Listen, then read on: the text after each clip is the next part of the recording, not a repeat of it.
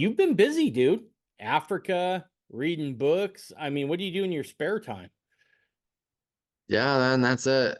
It's funny because you'll talk to people and they'll be like, I'm too I'm you're too busy. I'm like, well, this is the reason I'm busy. It's like, let me have it. Let me have the let me have the fun. I'm busy because I choose to be, you know? It's funny you should say that. Just the other day, someone was quoting on how insane my schedule is. And it's insane, right? I mean, like, it's stupid busy. And someone asked me if I ever felt overwhelmed. And I told them in that moment, and I really believe this, I have never been this happy and this busy simultaneously, right? Like, I feel like I'm engaged in something good. We can get stuff going, right? Like, really, this is the most happiest I have ever been as a man because I feel like I'm right in the middle of stuff. And I Yeah. think that's the way we were all meant to be, right? That anxiously engaged in a good cause sort of a thing. Yeah.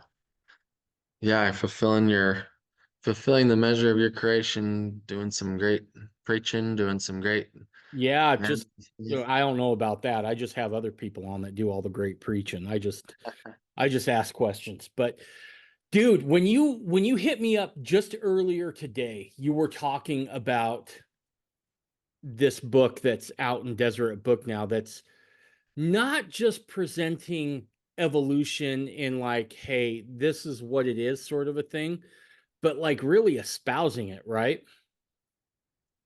Oh yeah. What's the name of the book? It's called Let's Talk About Science and Religion. Okay. And who's it by?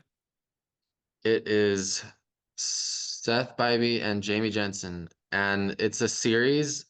Um, they just wrote the science one, but it's a whole series on different, controversial church topics. And basically, the whole series, I've only focused on the science one, but the whole series has a pretty big liberal lean to it, and it's rather disappointing to say the least. And it's a Desert Book, right? It's not like they got to Oh, yeah. go looking for this book. It's published at Deseret Book, Wow. which is owned by the church. Okay. All right.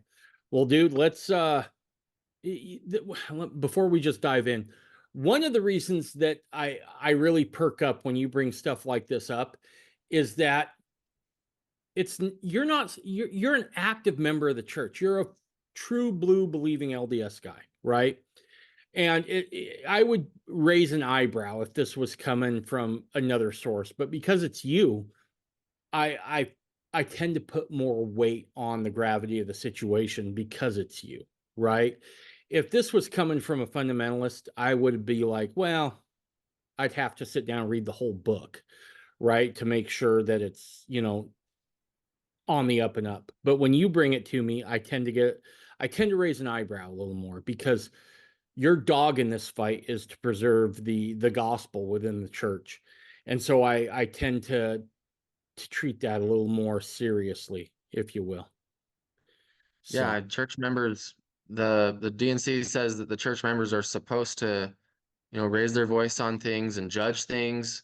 We're not just supposed to be silent, um, mindless.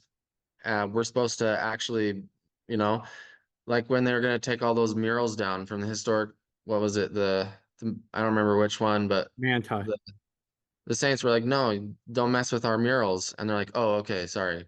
So like we do need to speak up because it does matter what we say. And it's not just, the apostles aren't like the demigods that,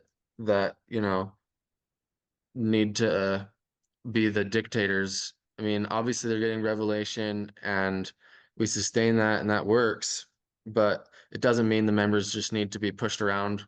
Because like this book, it's not written by apostles, it's not an official church publication, but it is being sold at the church's bookstore and it is being promoted in church magazines.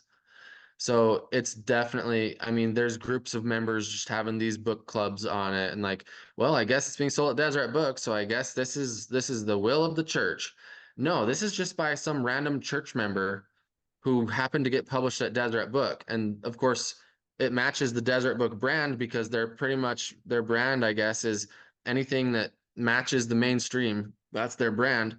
because I know there's some creation science friends of mine in the church that they try to publish some of their stuff at BYU that doesn't match with evolution, and it gets the big thumbs down. They say, "Oh, sorry, this doesn't match our brand." Wow. Well, and we'll go into that more later, but that's something to keep in mind as we go along through this for sure. So I'll let you get into your slides here because I looked at them and they're troubling to be sure. So Yeah, I've taken like 70 quotes from the book and I've done a point by point response. So this isn't like perfectly organized, but if you bear with me, you will get a really good idea from this show about what is in this book. And for one, you're going to learn that evolution is definitely being advocated at BYU. ooh, Um, it's in the old days, it was they either skipped over it, calling it theory of men, or they said, okay, let's make you aware of this, but we're not going to promote it as truth. It's just here you are getting an education, so you may as well learn about a popular theory, and that way you can make your choice, right, about right. whether or not. But that's not what's happening at BYU anymore. I graduated there in 2019. I went there from 13 to 19, and I had multiple professors promoting evolution as the God-given truth. And I have audio recording still from a class that I took on the basic Bio 100 class, where the professor was saying that all life forms evolved from a common ancestor. Mhm. And just unapologetically, just saying these things. And here we are at a church school where we're taught growing up that we're children of God, but now we're finding out that we're children of the ape man. And it's really pretty backwards theologically in a lot of ways. So um, it becomes obvious really fast when you read the book that, you know, these are diehard evolutionists. Um, they talk all about the Earth being, so many billion years old and life appearing on Earth so many billions of years ago, and this doesn't match our scriptures at all, Mhm. you know. And they talk about how we're the only human-like ancestors left from the various species. So it's very clear that this is all about evolution. The book also talks about some other controversial science topics like vaccines, GMOs, but I focused on the evolution topic because I feel like that's really the big hitter. Okay. I know there's been tons of vaccine controversy with COVID, but I mean, if you can swallow evolution, that's wiping out Christians around the globe. It is so bad. Um, the author, so on the back cover of the book, it explains that Jamie Jensen, okay, this is what it says, quote, she is also a member of the broader Social Impacts Committee for the Human Origins Initiative at the Smithsonian, joining other religious scientists to help the American public feel more comfortable with evolution, close quote. Okay, Phew. so her mission is to get Christians to accept evolution. Okay, and that's what they're doing at BYU. They're collecting statistics about how many kids they can turn over to believe in evolution. And they do want you to believe, they want you to basically commit and um, just turn over your whole way of thinking, not just to consider it as one of many theories, but to be converted to evolution as like the bedrock truth. The whole point of this book is to say, look, evolution's obviously scientifically proven, so now we need to take our religion and we need to rearrange all of our religion to make sure it fits with evolution. Is there a more It's apt description of the philosophies of men mingled with scripture than that? yeah, man. That's it. That's it. It's Ugh. like here our philosophies are our most favorite thing, and then if we can toss in a verse or two here and there, that would make us feel cozy inside. Ooh, that's spooky stuff. Sickening. It's completely backwards. Our faith is supposed to be our bedrock foundation. And then when we encounter science that matches with that, we accept it. When we encounter science that doesn't match with that, we're extremely skeptical. And we don't accept it as truth because we know that, faith means you put God first and, you know, so Wow. there's this, like I said, a lot of people still don't even know we're teaching evolution at BYU. The older generation, I guess. Bio 240, evolutionary biology. The course description says it's an intensive examination of evolution as the conceptual cornerstone of biology. So what I want to know is this. If evolution is the cornerstone of biology, okay, so that means evolution is the cornerstone of how God made the earth and how he made the animals and the plants, okay, and the people. So this is very theological, okay? Right. Um, so the Bean Museum, on their website, it says, "We inspire wonder, understanding, and reverence for our evolving planet." Okay, it's just everywhere you turn. Okay, and then right when you walk in, there's this display on pre-Adamites. All these monkeys and half monkeys and there's this tree that supposedly connects them. And we're to believe that these were, what went on. And a lot of people have been duped by this, man. A lot of people have been duped by this. Hugh Nibley didn't even get this all right. Um, he would kind of kowtow around the idea that, yeah, I guess we got these Neanderthals. I don't know what to do with them. And but really, um, they have no place in the restored gospel. These are skeletons of people, children, disabled people with the crooked spines and this and that. People have different size heads. That's normal. Some people have the enlarged brow ridge. Some people have the extenuated jaw. Like depending on what muscles you use, what foods you eat, like you're gonna have about as many different looking skeletons as there are people in the world. Okay, and then you've obviously got the monkeys. There's lots of different species of monkeys, and they're going to have all kinds of different looking skeletons too. They can also have diseased skeletons. They can also have different habitats of what was being eaten. So the possibility for variation between these is stark. And then later we'll talk about the hoaxes too.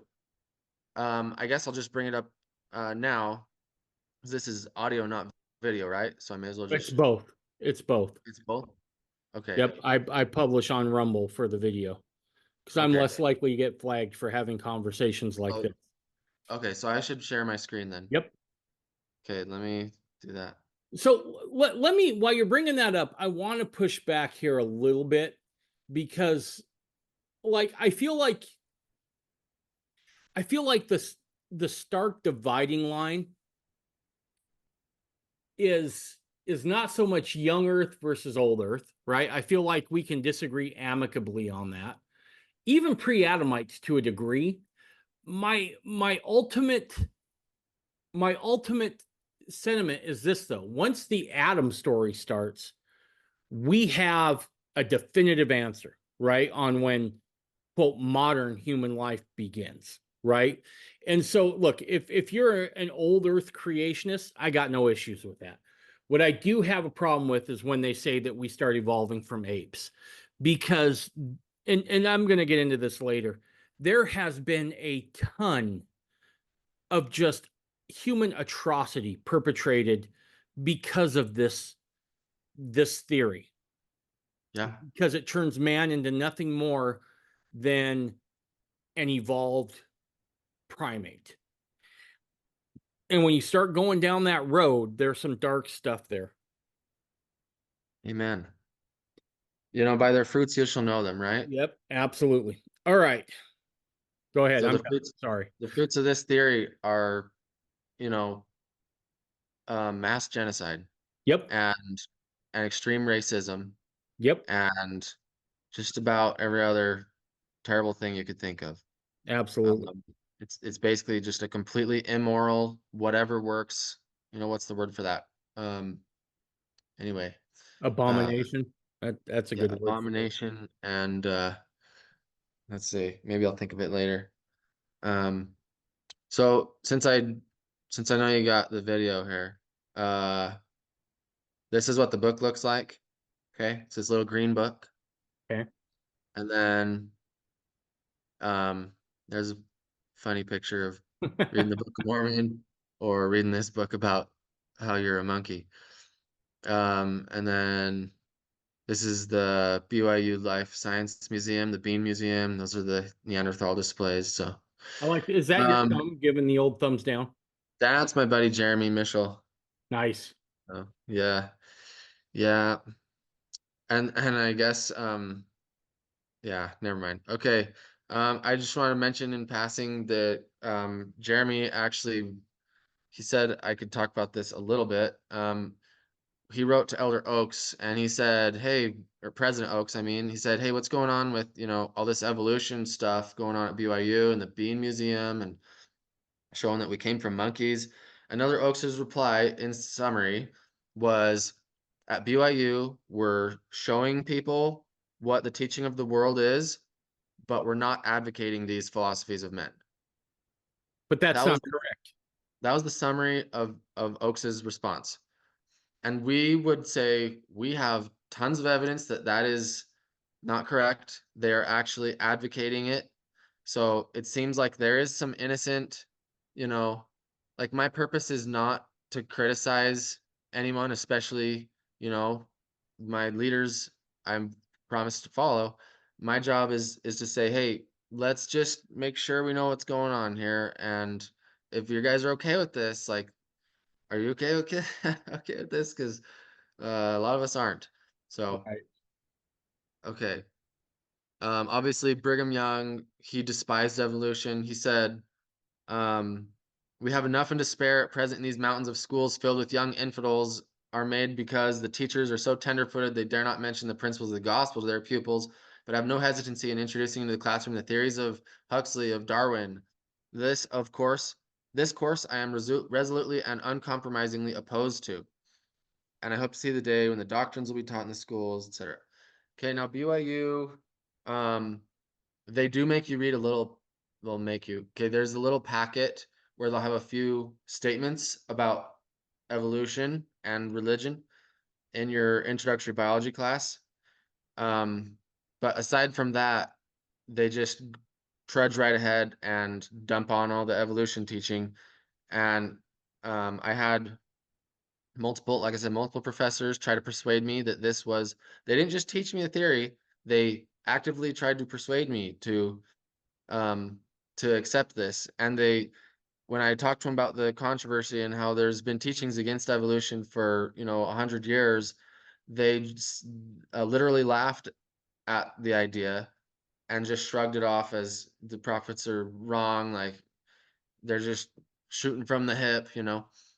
Um, In 1909, there were three BYU professors fired by Joseph F. Smith for promoting that scripture is not literal revelation from God and promoting Darwinian evolution and progressive interpretation of church doctrines. So basically, when you start to get into evolution belief, the theological and philosophical trail that leads down really doesn't mesh well with the scriptures. And so you have to start getting this symbolic interpretation of scriptures.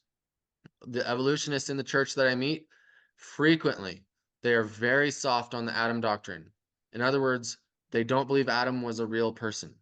They says it doesn't matter if Adam was a real person. There's a famous atheist who said what evolution has done is take away the idea of a first man. Mm-hmm. Okay? And the Doctrine and Covenants says directly that Adam was the first man. Okay. Right. So this is an important part of the restoration, that there was a first man. And we in her book, you know, in this Let's Talk book, they talk about Adam a little bit. And we actually ran into her at a conference and we asked her a little bit like, what are you going to do with Adam? And Jamie says, oh, I have a few ideas for that. Maybe everything was evolving, and then when the monkeys were like finally turning into almost humans, that's when God sent Adam down. And um that doesn't make a lot of sense, because why does God need to even be involved if that's already, going on? That really doesn't make a lot of sense. Or she says maybe it's like when the evolution was just at the perfect moment, God puts Adam there. It's like, well, then you've got two, it's like you're saying two engineers made this car. It's like, no, you only need one creator. You don't need the creator of evolution and the creator of God. God can do this stuff. He doesn't need evolution as well. Look at when Jesus healed the sick. He didn't heal them in a million years by slow process over time. God has the power to do things right now. He can command the elements. He can make creation happen. He can take those existing materials and he can organize them. He can change water into wine, right? He can do things that we don't understand. And the whole point of evolution theory is to take God out of science. It's to say, look, you didn't need God for this, because look, it could have happened this way. Okay, what's the heart of evolution theory? It's natural selection, right? Right. Natural selection is the opposite of supernatural. Right. We need to realize that evolution theory was designed as a way to get God out of the picture. And so, why do we feel a need to explain our origins with this clearly atheistic theory? If its origins were to destroy the Bible and to destroy God, how is it going to somehow turn out to be the very cornerstone of biology, the very way that God created things? So it's really laughable when Christians try to say God used evolution. And that's pretty much what all the members are going with right now. Oh, yeah, God used evolution. And then you ask them, okay, so who was Adam's dad? Like, well, I guess it was like a Neanderthal. And it's like, well, that's not what the scriptures say. This book of Luke says, in chapter 3 or something, it says, so and so is the son of so and so, so and so, and Adam was the son of God. So however you want to look at that, one fact is very clear in the restoration, that humans are of divine origin. We're coming from up high. We're not coming from down low. Mm-hmm. Okay. Evolution is you started really low and then you went up. Mm-hmm. Real religion, Christianity, is you started with God and then you fell. Okay. So there's a couple things here. One is whether you're a fundamentalist or a LDS person, the temple is supposed to guide you along the path to godhood, right? That's the whole point of the temple ceremony. And in addition to teaching you how to communicate with God. Mm-hmm. If evolution is a true principle, right? You are now short-circuiting that to a degree, because now you're saying, well, if a monkey can evolve into a man, then likewise, over time, wouldn't a man just morph into a god? I mean, that seems to be the secret ingredient in the sauce, right? It's just time. So it makes no sense that way. The other thing I would say is I don't have a problem with a university teaching evolution, but call it what it is. It's a theory, like everything else, right? I do believe that there is value in understanding the argument. I'm not a believer in withholding theories. I think the best the solution to bad ideas is to talk about them, because out of that usually comes better ideas. But when Yeah. you start making that theory of evolution the sole narrative, well, then I got some issues, because now you're not just presenting both sides of the argument. Now you are espousing a certain point of view that, quite frankly, is anti-scriptural. It doesn't keep in keeping with revealed revelation from the prophets. There's some issues here that have to be dealt with head on. Yeah.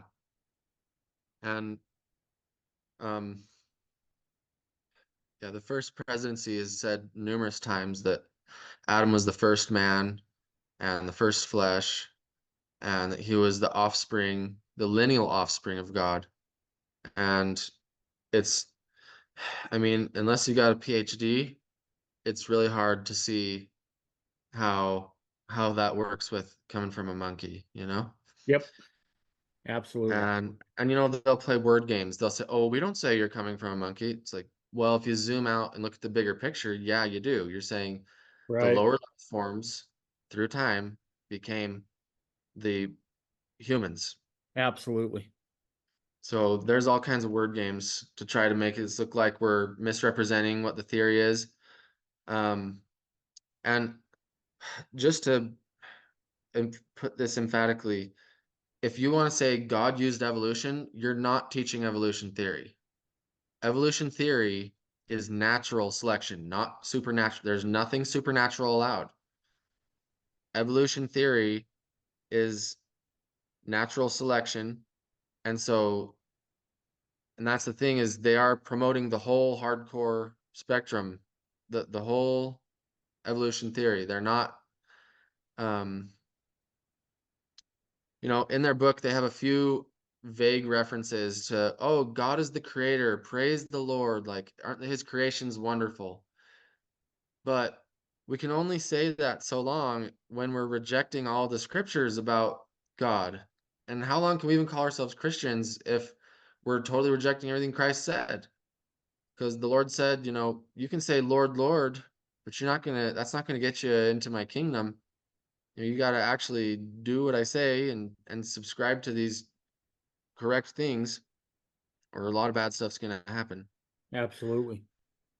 And when I was at BYU, I had no clue that there was any kind of alternative science. Not a mention, not a whisper, you know? And there's this BYU professor who famously said, um, to my friend, Dean Sessions, he said, there will never be any evidence for the flood of Noah. Hmm. There will never be any geological evidence for the flood of Noah. When have we ever heard that the science is settled? Yeah. So here we have this epic flood that covered the mountains. And by the way, it wasn't a local flood, or else God would have just told Noah to move, and he wouldn't have bothered gathering all the animals on the boat. Okay, this was a worldwide flood. And so do you think it's going to change the geology? You know, Well, it's, and let's honestly look at history, right? Why is it every civilization in the world has a flood story? yep, Every one of them, from the Chinese to the Babylonians to the Hebrews to Native American tribes, they all tell a story of a cataclysmic flood. Um, Sometimes I think that one of the more derogatory things we do to our ancestors in different cultures is that we just automatically dismiss their stories out of hand. Um, like, well, they don't know what they're talking about, right? You go back to the days when they were called the noble savages, right? Some pretty derogatory and racist terms that I think deserve to be scrutinized heavily. yeah. Um, yeah, in science, we've given ourselves these false parameters that nothing supernatural can be involved in the creation. Right. And if you want to have those, you know, arbitrary parameters on science, then yeah, you're never really going to figure it out. The Book of Mormon actually says you can't learn about the creation except by the spirit of revelation. So they will never, ever learning, but never able to come to the truth until they allow the supernatural. Um, my the best explanation I've heard to how life came on this earth. Actually, I was recently acquainted with a Joseph Smith statement that not only the people but the animals as well were brought here. They Hmm. didn't originate on this earth; they were brought here. Right. Yep. Like I think the way Brigham put it was, if you're going to go start a new farm, you're going to take your equipment and your seeds and all this, and you're going to bring it over and do that. You're not going to start everything from scratch, right? Right. So that makes tons of sense. Um, and Can, can I elaborate on this just a little bit? Because I think this is worth pointing out. And it's a connection that I've made. And maybe I'm wrong. I'm willing to be wrong on this. But if we look at the conflict in Israel right now, if we look at the problems we're having on the southern border, the one word that gets used over and over again are colonization, right? The Israelis are colonizing Palestine. America is colonizing, or the United States is colonizing America. And what it's done is it's created, and it's classic Marxism in the sense that there's an oppressor and an oppressed class, right? And they need that to work. Now, if you look at what the gospel purports, which is there was an intelligent being that came here and placed man in the garden, yep, that's a form of colonization. I don't care what anyone says, that's what it is. So if colonization is bad and you have a political agenda to prove that, this doctrine, whether it's the Adam God doctrine or the doctrine of creation, it's a kind of colonization, right?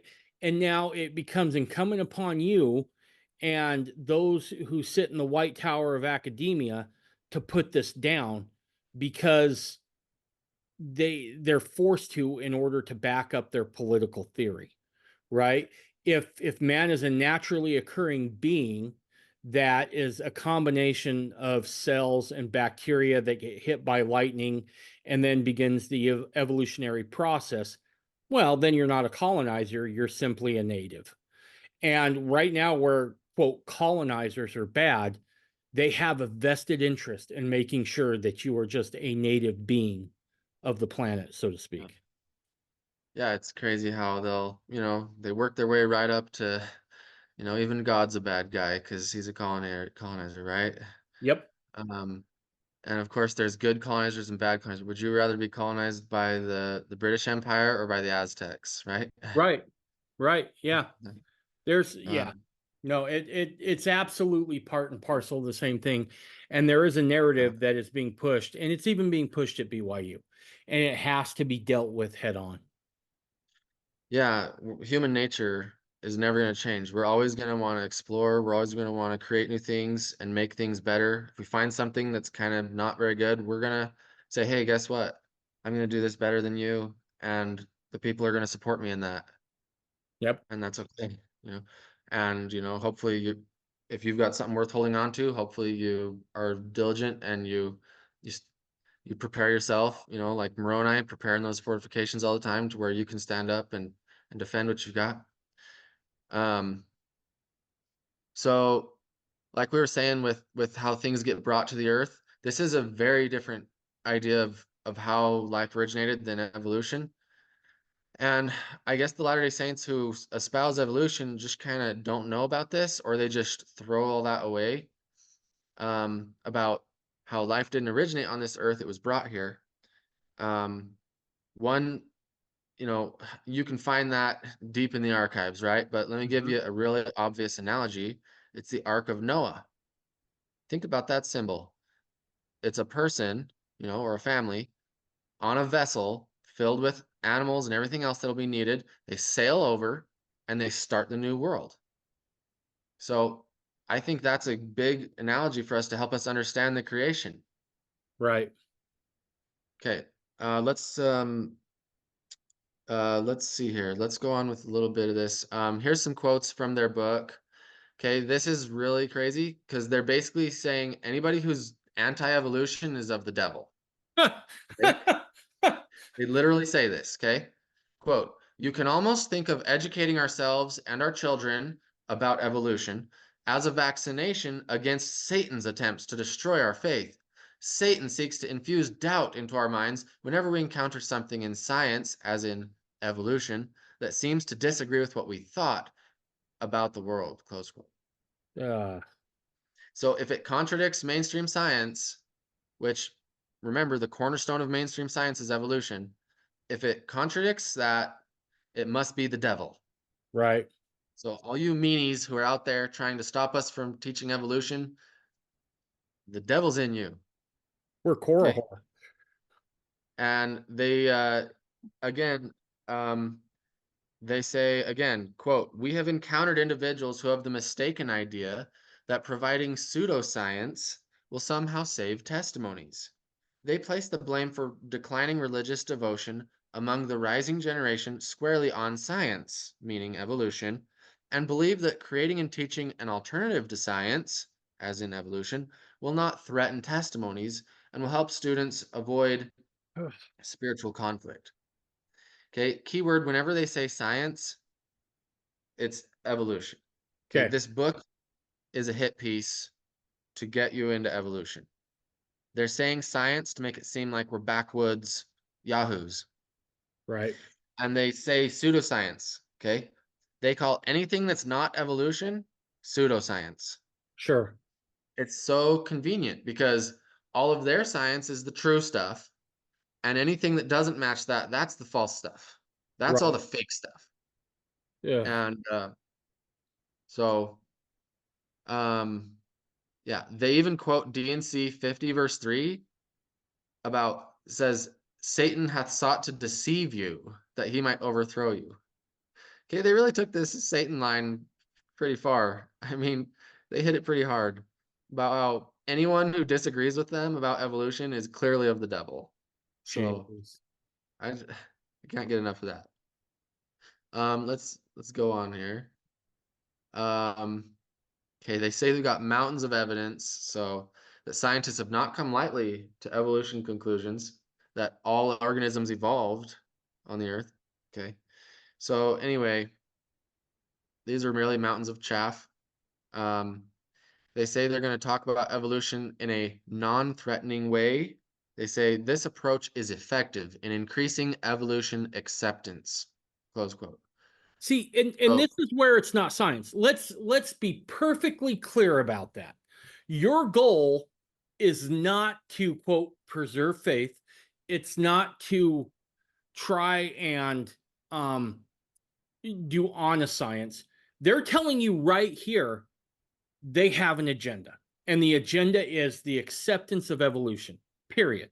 Okay. The scientific method, from my understanding in high school, was you have a hypothesis and then you collect evidence that either proves it true or proves it wrong. But when you start from a place of, I have a worldview, and now all of this has to fit within that worldview, and then you doggedly stick to it despite evidence, that's an agenda. That's not science. Let's not mince words here one bit. yeah, it's very clear with her description of her role with the Smithsonian and just her self-admitted mission that I know less about Professor Seth Bybee, but clearly Professor I mean they co-authored this book, Professor Jamie Jensen is, you know, out to get us. Yeah. So it's funny because when they call everything pseudoscience that doesn't match with evolution, um, they they're saying, well, we're trying to get rid of science. Okay, but since when are we saying, like you said, since when are we ditching the scientific method? It's not like we're out here saying, I'm done with making hypotheses. No more making observations and tests and it's not like we're rallying around with pitchforks and saying the scientific method has got to go. Right. You know, we're not anti-science. Right.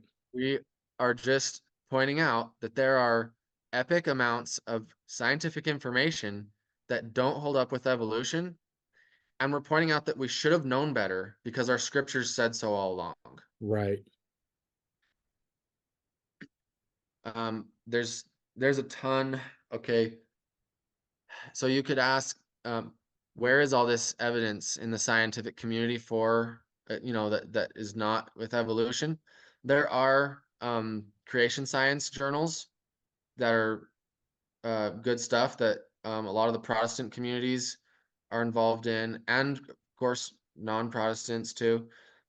But the problem is when the board of directors of these academic journals are all diehard evolutionists, like they're not going to publish anything that's against No. evolution. Not a chance. And it's like in Russia, in the Soviet Union, where were the capitalist professors at the universities, right? Yeah. Yeah. So They didn't last long. They were yeah, fired in more ways than one. yeah. There's a lot of scientists that they know about this, but they won't talk about it because they're going to lose their funding. They're Hmm. going to lose their job. They're going to be the laughing stock. Yep. So it's just one of those things. I mean, it's like the difference between mainstream Christianity and the Restoration. Sure, there's a lot of great stuff in mainstream Christianity, but boy, there sure is a lot more in Yeah, the absolutely. Restoration. Yep. And that's what we have when we don't have to cling to evolution theory, is we get a lot more truth. Let's go through a few more of these. Um, okay, let's talk about the human-like ancestors a little more. Again, I'm not gonna, for the sake of brevity, I'm not gonna read all the quotes I have. Okay. I have over 70 quotes from the book that they're, they say humans and animals hint at an evolutionary past, that we're the only species left from the human-like people. And, you know, they talk about all their hundreds of Neanderthal findings from, people, Neanderthals from 400,000 years ago. Okay. But like I said, we've got short people, tall people. These are the pygmies. Okay. I actually saw some pygmies when I was on my Africa trip. I mentioned we actually went, and me and Jeremy and Adam, Jeremy Mitchell and Adam Salisbury went to Africa for 3 weeks with a guide from France because there was a lot of sightings of it's called the Mokele Mbembe, Hmm. and it's this long-necked creature. It's about the size of an elephant that looks a lot like some kind of sauropod dinosaur. And the thing is, this is in the middle of nowhere. Nobody wants to go there because there's so many bugs. There's very minimal technology out there.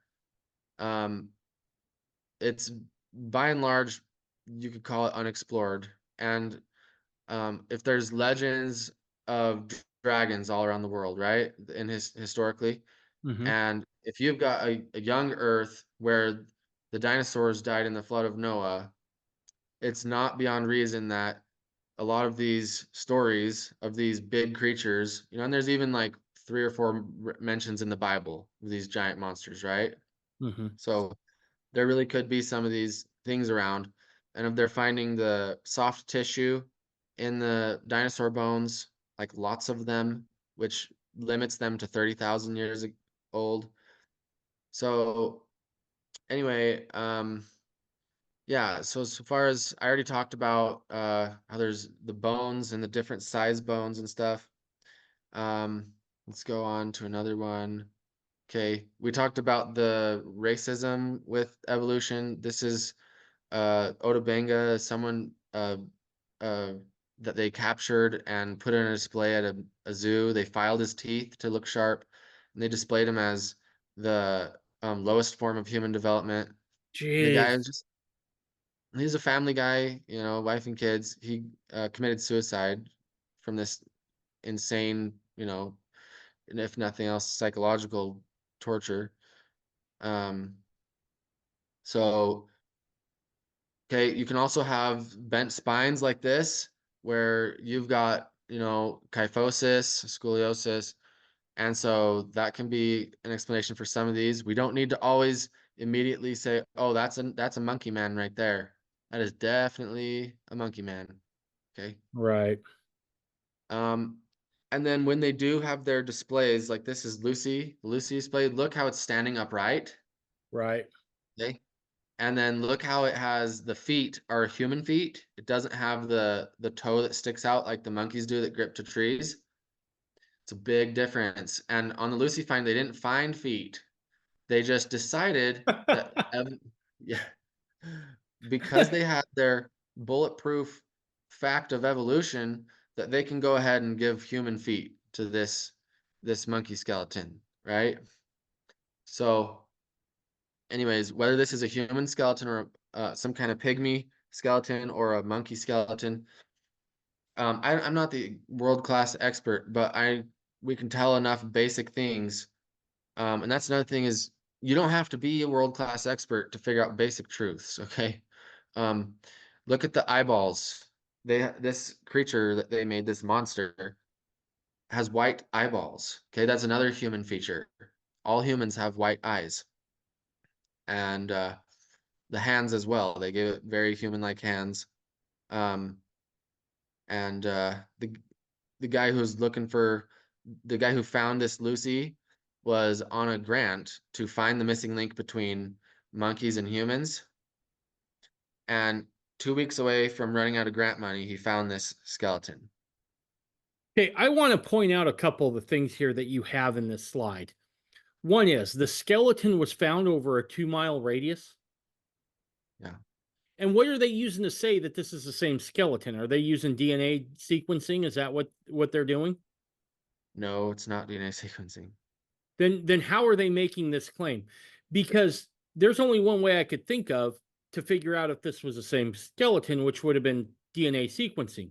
The problem with that is that we know that primates travel in groups, right? There's packs, so to speak.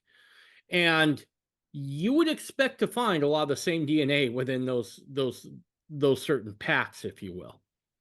And so I would be very interested to hear the explanation of how is it you found a whole skeleton spread out over a 2-mile radius and you said this all comes from the same person. That makes no sense. Yeah. There's a book, Bones of Contention, and you can go case after case and look at all these supposed finds and all these things that have been in the books and break them down to where there's just endless hoaxes. And yeah, the DNA being the same as human DNA. But this is another problem. A big problem with evolution is what came first, the theory or the missing link between the humans and the monkeys. So clearly, Darwin sees the birds with the different sized beaks and all that, and we can all admit that clearly animals can make little changes like that. Mm-hmm. I mean, we've manipulated dogs into very different kinds of dogs, but there are limits. You're never going to take a dog further than its limits, you know. Right. And if you crossbreed two different species, you got the limit right there, that where their offspring will not be fertile. And so there's these basic laws of genetics that somehow, if you add in millions of years, the laws of genetics change. Come on, Nate. Let's be real though. How many times have you seen a can of Coke turn into an orange? I mean, it happens all the time. Yeah. Real quick, the skeleton that you have in this slide, is that the complete skeleton? Is that what they're calling the skeleton? Yeah, that's from Wikipedia. That's the complete skeleton. And so from this skeleton, which I mean, I'm just guessing here, 20, 30 pieces maybe, and you somehow extrapolate out of that to the picture on the very far right of what you think this person slash creature looked like. I mean, that's a hell of a jump. Yeah, the reasonable mind is not comfortable with that. Look No. at the skin color. Yeah. How are you getting this? I mean, like, how do you know this thing had that much hair? I mean, there's so many questions I would have for those who put this forward. Yeah, it fits the narrative. that it's the dark-skinned, hairy beast man, and so that's what we get. Right. Um, so I've got a few others that we'll talk about. But there is this pygmy village in Indonesia, and they do have these similar skeletons to where it's likely that um, this Lucy skeleton is in fact a pygmy skeleton, and they have pictures of their ancestors with the same physical characteristics. Um, and so Hmm. anyway, there's oh, by the way, I didn't mention this, but a lot of the supporting evidence for the research I did for this was from Universal Model. It's a Mhm. couple of science textbooks that Dean Sessions published in the last several years. And his books have been criticized because they were not, you know, I don't know, published by an academic journal, the book itself, or okay, I don't mean that. I mean they'll they'll get you for anything. What I want to say is his book, he's got in blue all of where he's quoting the academic journals. And that Okay. thing, it's basically like at least half blue because it's just chock full of the scientists admitting that these these claims aren't all they're add up to be. I mean, evolution, you're really going out on a limb and it's really on its way out. That's the top secret thing about evolution is it is a dying theory and it it'll be gone soon. What And made you say that? because more and more scientists are insisting on that. Hmm. But yet And BYU still clinging to it? so BYU is obsessed with being mainstream. They're obsessed with their accreditation and it's putting them behind Right. academically now.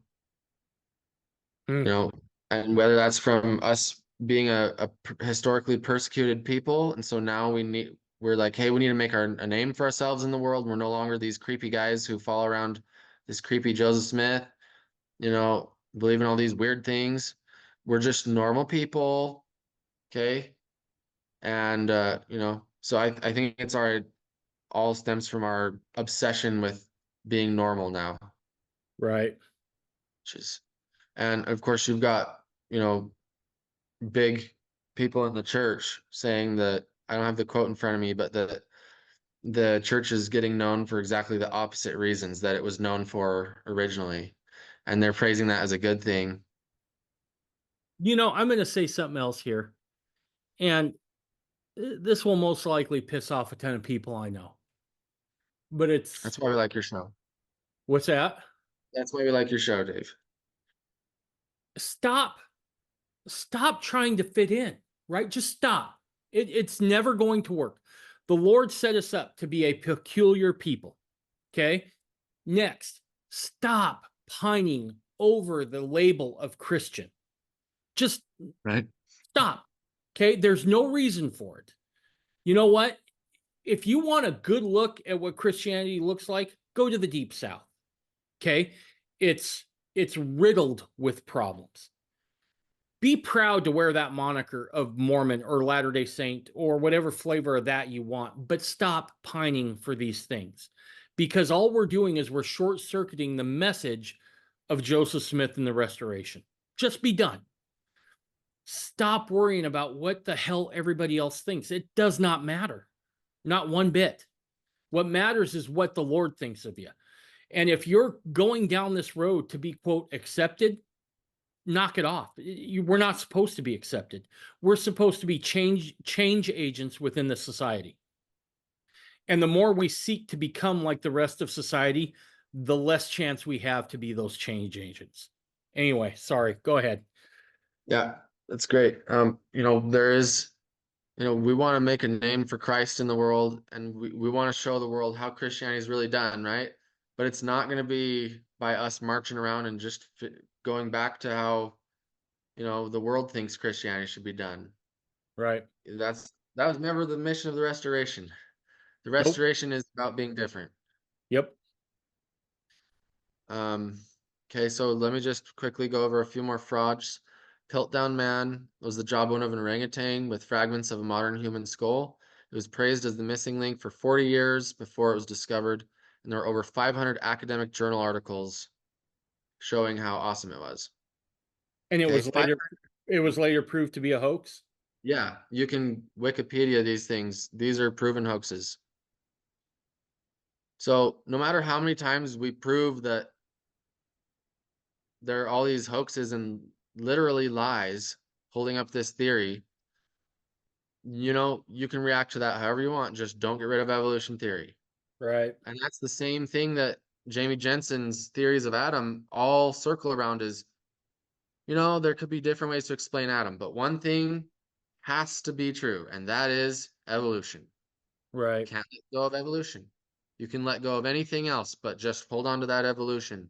Evolution is the rock to build your uh, faith on. Because when everything else washes away, evolution shall not wash away. So, okay, the Nebraska man was used as evidence for evolution for a long time. All they had of him was one tooth. They later found that it was the tooth of the pig, a pig. Wait. Excuse me. They based everything off of one tooth. One tooth, man. Well, I guess the science is settled. I guess we can just wrap her up and call her a day. Yeah, let's just meet together and have a big Bible burning party because we were wasting our time with all that nonsense. Ugh, Um, yeah, nuts. this picture right here, this is the Nebraska man. This is what that tooth told them. Jeez. And Hilton, and there's his cousin crawling around. Hilton man. I think I've heard of this. This was the first guy who ever decided to rent out rooms in his cave, if I'm not mistaken. Um, Good. Um, yeah, so the jaw broken, the teeth filed down. Okay, again, 50 years later. Oh, sorry guys. I mean, when your kids have left the church, okay, let me rephrase that because I'm sorry, the audience. Let me say, when your kids don't give a crap about God anymore and they want to piss on everything Mormonism, 50 years later, we'll show them that, oops, the reasons that you were, so angry against all things Mormonism and all things God for, those were hoaxes. I'm sorry. But by then it's too late, man. You yep. know, by then they've lived their life.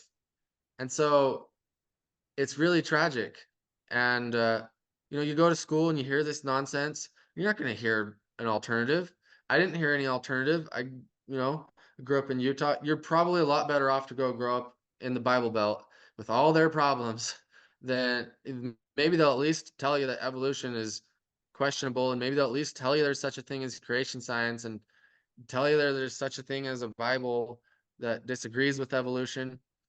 Anyway, I'll so let's go on. The enlarged brow ridge. Okay, this is not an uncommon thing. Some people just have a larger brow ridge. So when you see these skulls with these big old brow ridges, okay, another thing is if you use certain muscles, the bones by those muscles can get bigger. Um, and then also if you have a longer lifespan, your brow ridge is going to keep growing. So look at the time before the flood and all that, when the patriarchs were living almost 1,000 years, right? Mm-hmm. Well, you think they could have developed slightly different skull shapes over that Yeah. time? Yeah. Yeah, So, especially, given diet and those sorts of things. And uh, this is, I think, a good point to point out, Nate, that it's not like we're a couple of guys on here just completely pissing on science. That's not it, right? What we're saying is that there's a difference between adaptation, which I firmly believe is a thing, right? We see it all the time, um, versus evolution. They are two separate things, and one doesn't necessarily have anything to do with the other. yeah, for sure. And there's a first presidency statement that says, we don't have a problem with demonstratable science. We just need it to be demonstratable. Right.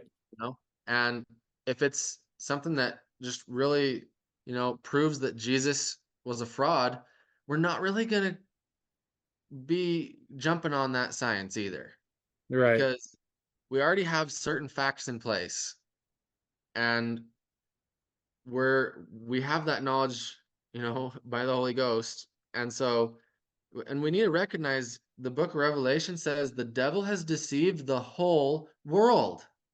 Yep. It is so possible for a massive deception to go on. Two fun examples are in the Manhattan Project. How many people knew they were building a nuclear bomb housing structure? Quite a few, right? Because they worked on it, right? There was a Well, lot of people that worked on that thing. they all worked on it, but it was top secret. They weren't Right. told what they were building. Um, and then, the war tank. They thought they were building a tank to carry water. That's why they called it a tank. They didn't know what they were doing. It was top secret. So when the powers that be have something they want to push or do, they can do a lot of work without telling what's going on behind the scenes. Mm-hmm. And I think people need to believe that there's not only supernatural good, but there's supernatural evil. Yep. Absolutely. Yeah. The supernatural evil powers do have uh they want this is evolution is an extremely effective way to get rid of faith in God. Yep. So the irony of Christian evolution is just it's the endless oxymoron. Um, the theory of evolution is only about 200 years old. Think of it. It is a last days theory. This is an apocalyptic theory of doom. Yeah. Well, that's the other thing. People who want to ascribe evolution to God, evolution is a brutal theory, right? It is a theory that is riddled with extinction and destruction on an epic scale. If you're going to espouse that, fine, espouse it, but don't bring God into that mix, because it is a horrible way of looking at human progression throughout time. Yeah, is that the best God could do? Right. Right. If that's the best a God could do, why would I follow that God? That makes no sense. Right. Um, okay, let's do a little bit on elongated skulls. Okay, we know there's customs like Chinese foot binding, African neck stretching. Okay, or they put these weird things, these bands on their heads. Okay, this is this is African cranial deformation. This is a thing. And so when you get these weird skulls, and I'm not saying I have all the answers, but I'm saying, can we at least consider that not every weird skull is a monkey man? You know what I'm Well, saying? with elongated skulls, you just have to watch the History Channel. They'll tell you they're aliens. I mean, that's fine, you know. Yeah, there's that too. And when there is these different creatures, like let's say, aliens or different weird creatures, um, those are just different creations. They're not from evolution. Nothing's from evolution. Evolution doesn't work. No matter how long you give, okay? Millions of years. Darwin said he could envision the polar bear becoming a whale over time. Okay. It doesn't work, no matter how long you have. And I had someone say to me once, I said, well, we've never observed a species actually change, right? And they said, well, that's not the point. The point is the millions of years. We haven't waited long enough. If you wait the millions of years, then you will see the species change from dramatic change, right, to something completely different. And the response to that is plain and clear. It is no one has seen it. No one has waited long. We don't have any science labs that have been open for millions of years. Okay. And we'll talk about radiometric dating and all the problems with that. But when you've got you know, when you've got that study, let me know of the watching millions of years. So, in other words, it's not demonstratable science. Right. Okay. Yeah, many different kinds of monkeys are a lot of these skeletons too.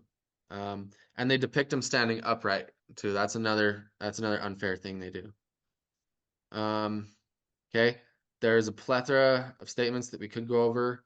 So this one is an anthropologist in the American Museum of Natural History. We have a desire to see the story of bipedalism, meaning going from 4 to 2 legs, as linear progressive thing, but evolution doesn't evolve toward anything. It is a messy affair full of diversity and dead ends. So if evolution doesn't evolve toward anything, why is this what's in the textbooks? Right. This is what the kids are getting taught. Yep. But the scientists are saying, well, actually, a real understanding of evolution is that things aren't becoming towards anything. They're just kind of all over the place. And what do you know it? We got humans. So we need to change the story that our kids are getting, at least, to reflect this. Because we can prove by the rocks, the fossils, like, bro, show me this progression, this linear progression, and you literally can't do it. And you've Right. got people admitting that all over the place. You cannot demonstrate with fossil progression that lower life forms changed into larger life forms. And not just that, but let's be clear on this. That missing link that everybody talks about, that still hasn't been found. Yeah, for To sure. our to to science, it is still a theory. That missing link has never been found. Most likely because it doesn't exist. Because if evolution worked like Darwin put forth and later scientists have backed, we should see these stages everywhere. And we just don't. We have different animals, but nothing that would indicate, like you were saying, a progressive march towards something that would resemble a human.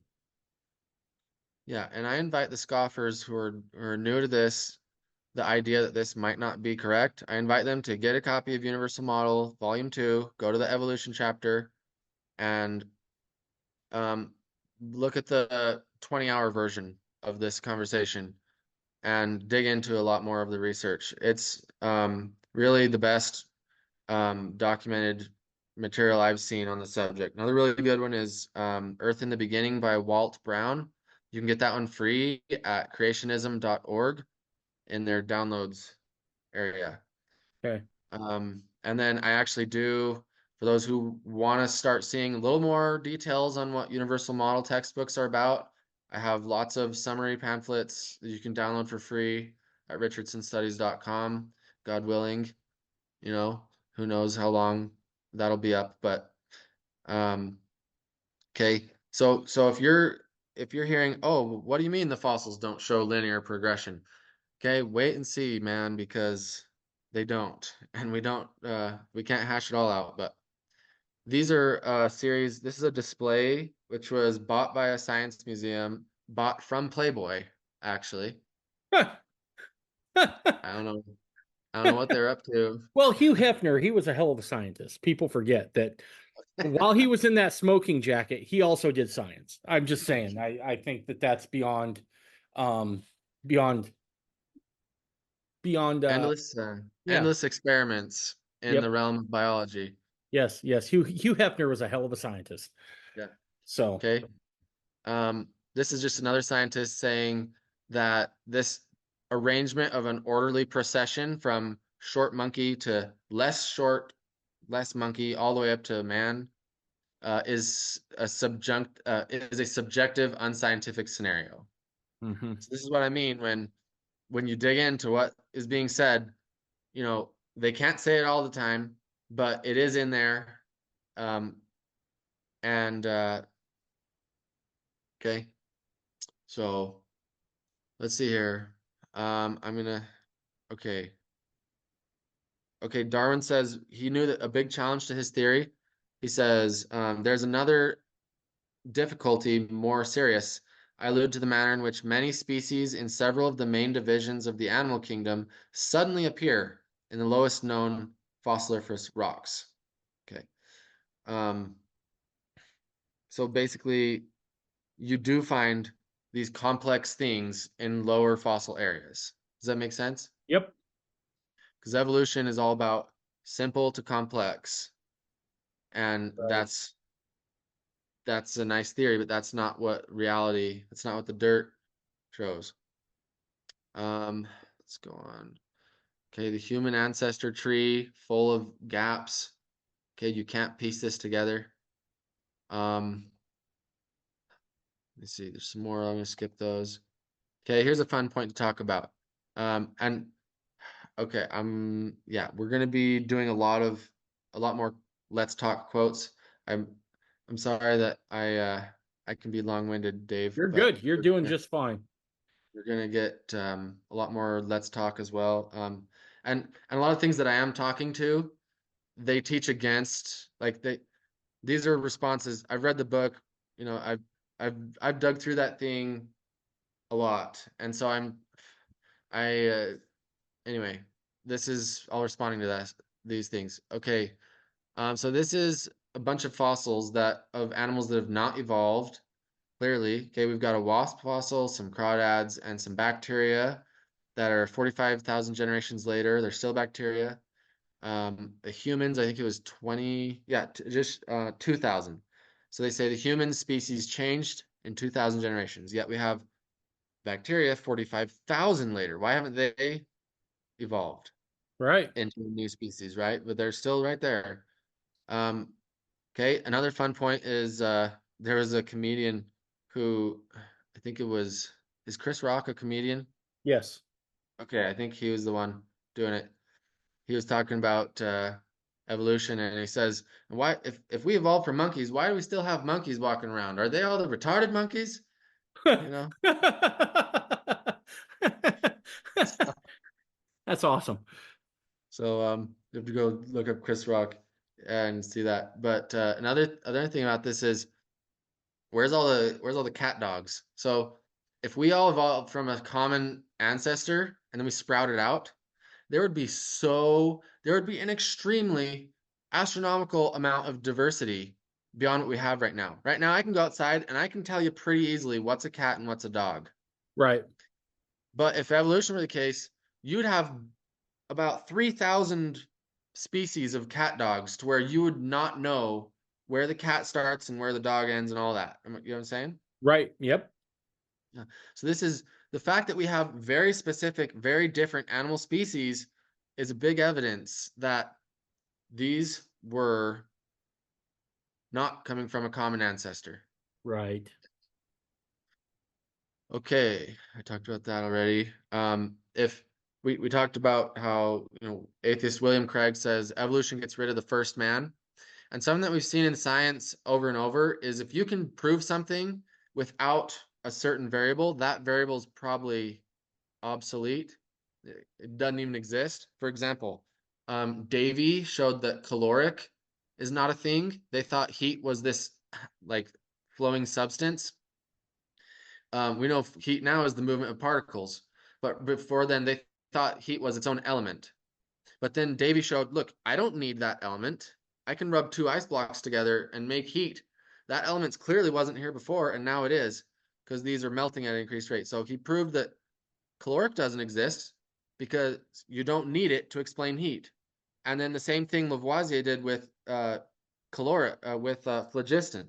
They thought there was this basically magical substance in that caused rust, and he was able to make the rust without the magical substance and just demonstrate that it was a reaction of the oxygen in the metal. And so he says, look, phlogiston, we can prove that everything's working without phlogiston. So guess what? Phlogiston probably doesn't exist. Okay, the reason I tell you this is because the evolution theory is doing the exact same thing to religion. They're saying we can prove everything in nature, how it got here, and we can do it all without God. So All right. guess what? God probably doesn't exist. Okay. Spooky. Okay. Now, the Latter-day Saints, they are a special people because they have information about how important the family is, that God is a family man. Okay. And we're going to be sensitive as we just briefly discuss this. But if God, we know God is married, and we know children are like the best blessing from God. Okay. It really isn't a stretch to figure out that humans didn't have to evolve. Right. Okay. They are the posterity of God. That is special. That is life-changing when you can figure that out. Right. When Christianity figures that out, everything's gonna change. Um, we know God has a tangible body of flesh and bones. And we're not one of those churches that says, oh, the fall was from the sin of sex, Right. right? We know that God wants marriage to happen. Okay, He wants happiness to happen. He wants children to happen. Um, okay.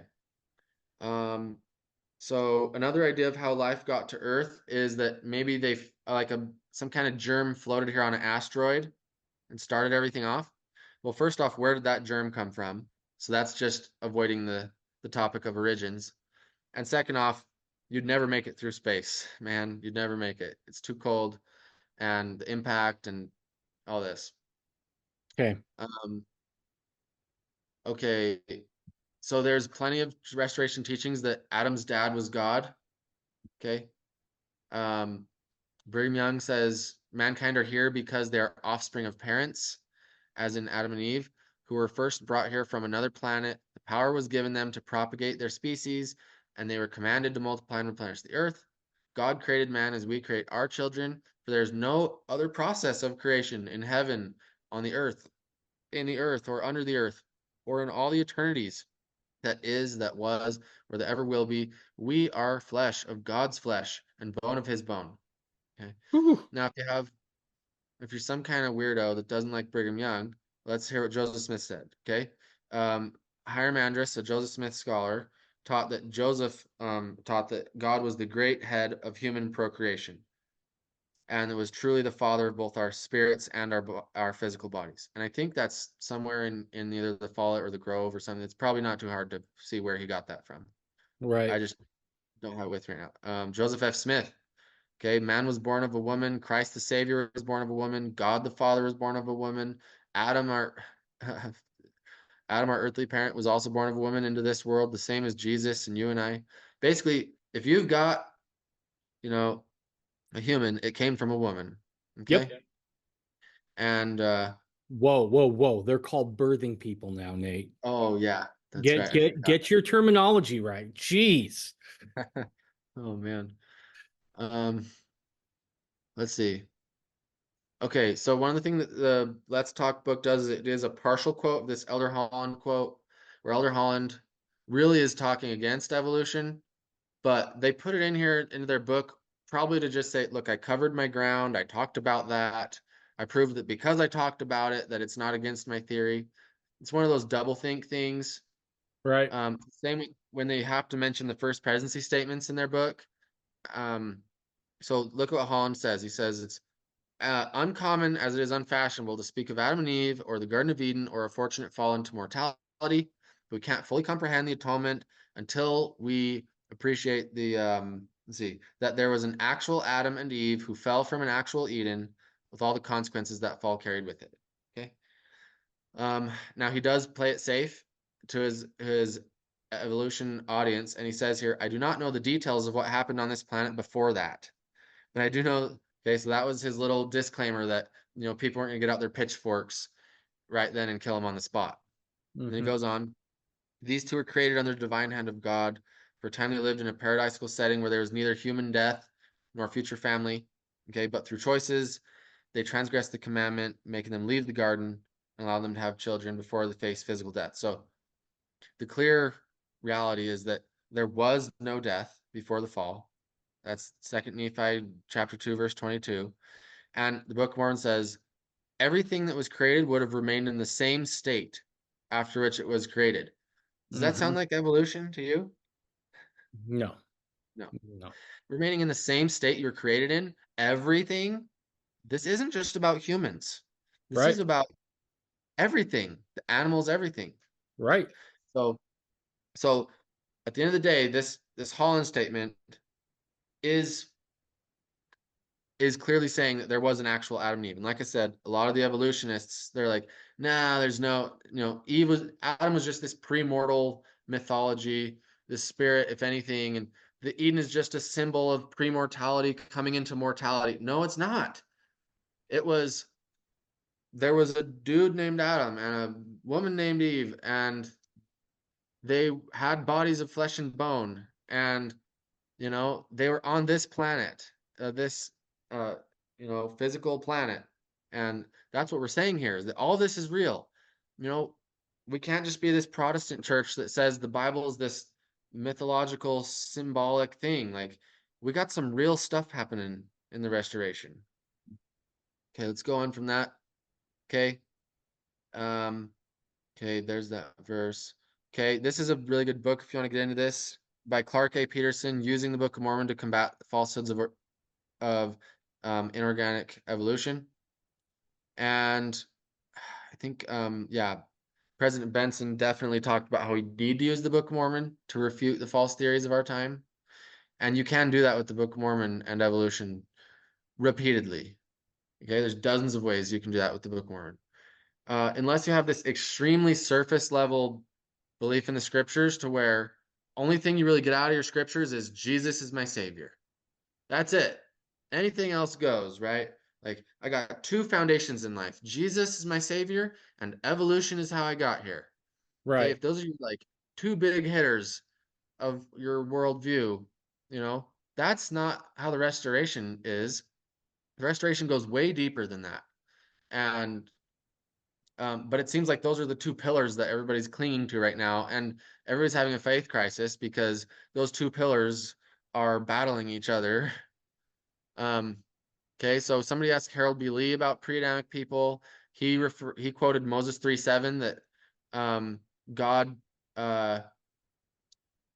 created the man from the dust of the ground, breathed into his nostrils the breath of life, and man became a living soul, the first flesh on the earth, the first man also. Okay, and let me just say, people are like, oh, God made Adam from the dust. That means Adam evolved from the dust. Okay, that's a huge jump in logic. Okay, not only that, but you have multiple prophetic teachings about how this is one location where Revelation has told us that was a symbolic thing to Okay. describe the original. Let me push back here a little bit, Okay, go ahead. because here I think this is going to be an important dichotomy. We just read Brigham Young that said Adam was brought here from another world, right? Uh-huh. What does Harold B. Lee say? Well, This is uh, part of the problem. Do you see what I'm saying here? Is that we're getting conflicting reports, so to speak, right? And this leaves people in a position to where they have to grasp at they feel like they have to grasp at other alternatives because this conflicts, right? And Brigham Young talks about some, not all, but part of the creation account in the Old Testament as being an allegory. That was in the temple for a long time. And so some of this, I think, I really do believe Mormonism hold the answer to all of these things, but we have to be willing to go back far enough to find it, Nate. okay. Does that make Yeah, sense? Do you see where I'm coming I'm from here? yeah, I'm willing to, go with the Adam was brought here that Brigham said, and um in this um in this scripture in Moses 3 verse 7, okay, it says, because he's quoting this in his defense of no, Right. there's not pre-Adamic people. Okay, but after the next line it says, and man became a living soul, the first flesh upon the earth, the first man also. Okay, so you say it's the first man, and like, yeah, he was the first man. Everyone before him was a monkey man. It's like, no, those were, for all intents and purposes, those were, if they existed, those were men too. Like, if your dad was, um, if you're a man, your dad was a man, right? Right.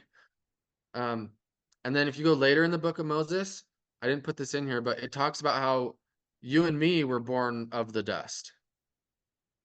So clearly, this of the dust phrase doesn't mean made from an adobe. It doesn't Right. mean made from evolution. It means that we're living in a telestial world and our bodies are telestial bodies, Right. right? We're of this world. This is the situation we got. And I know you know a lot about that. I feel and it's like pretty some of this interesting. comes because we've dumbed down the gospel a little bit, to be honest with you. Right? Absolutely. We need to just embrace this and run with it, because I do think that the actual science is on our side. The actual science is on our side. We've dumbed things down in the church. You no longer have gospel doctrine class. You now have gospel therapy class. You're no longer allowed to, I you know, haven't heard that. But I also yeah, want to be fair, Nate. This isn't just an LDS problem, right? I see this in some of the fundamentalist circles I run in, right? This is a Mormon problem. This is not an exclusively LDS problem. I want to make that clear. But the criticism I level here is at Mormonism at large, not just one faction of it. yeah, yeah. So I mean, if we had our hardcore, awesome higher revelations, we could say you answer the pre-Adamic question by saying, ain't no pre-Adamic because Adam showed up from another earth, and that's how we got our people here. And my thing is the scripture says Adam was a son of God. And so either here or there, Adam's dad is God. Mm-hmm. And I know there's different ways of looking at that, but at the end of the day, it's humans are divine. They're from Right. above, not from below. Absolutely. And so anyway, let's go on past this. Okay, there's like 50 pages of quotes where the apostles over the years have just tried to say you can't do evolution and Christianity. They don't work together. Especially not restoration Christianity. I heard somebody the other day was like, well, there's just okay. In the Let's Talk Science and Religion book, there is a part where they say there's varying views of church leaders over time. Okay. They really make a point of that, oh, well, some church leaders believe in evolution. Okay. But we got to break that down for a second because that is very misleading because 99% of all church teachings have been against evolution when it's this topic of creation and evolution. Okay. And no apostles or presidents have taught anything suggesting evolution from a general conference pulpit. There's been two apostles, Talmage and Woodsoe, who have been open to evolution and taught evolution, but they didn't ever teach it over the pulpit. And how can you say that just those guys, that represents evolving views of church leaders over time? Right. President McKay was a little soft on it. And then people like to throw in Henry Eyring Sr. Okay. I guess you can throw him in there too. He wasn't an apostle or anything, but so anyway, it just doesn't accurately represent church history and even modern church history to say evolving views of church leaders over time. We've got at least 4 quotes of President Russell Nelson that he's like, guys, evolution, there's no chance. Okay. And I'll read some of those later. McConkie was a big hitter on this. He says evolution is diametrically opposed Right. to our doctrine. So he's a really fun one to read on this. Okay. And let's talk about science and religion. They say, quote, all living things on earth, both plants and animals, share a common ancestor, close quote. Okay. Mm. So make no mistakes about their claim. Okay, here's your favorite one. There's my favorite one. Let me just move this out of the way so people can see. SpongeBob versus the father. Who's your daddy? Yeah. I'm sorry. That one's awesome. You need to Yeah. put that one on a t-shirt. That's all I'm going to say. I know a place where you could just put it on, and put that thing up for sale. I'll back your sale on Dude, that. Let's I'm do gonna that. do that. I'm gonna I do like that. this. Yep. So did you come from lower life forms or from higher life forms? That's the Right. question.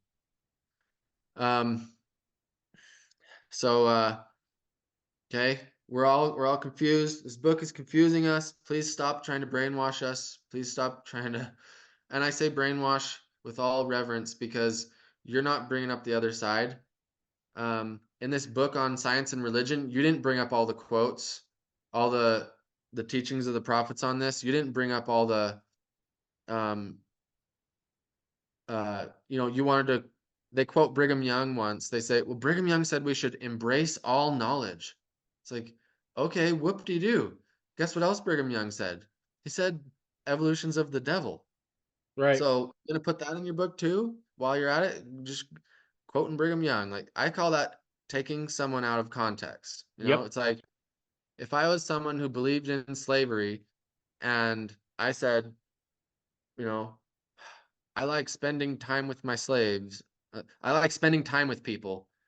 In an abolitionist book, you're gonna hold me up as the most amazing abolitionist because I said I like spending time with people. Well, no, that's not okay. Now let me be very clear. I don't like slavery. Okay, that's not what I was trying to say. But they're clearly taking Brigham out of context. Right. Um, Michael Brew is professor of philosophy and zoology, University of Guelph, says evolution is promulgated as an ideology, a secular religion, a full-fledged alternative to Christianity with meaning and morality. Evolution is a religion. This was true of evolution in the beginning, and it is true of evolution still today. Yep. The dangerous thing about this religion is that it's a state-supported religion. Yep. Okay, our tax dollars are funding evolution like crazy.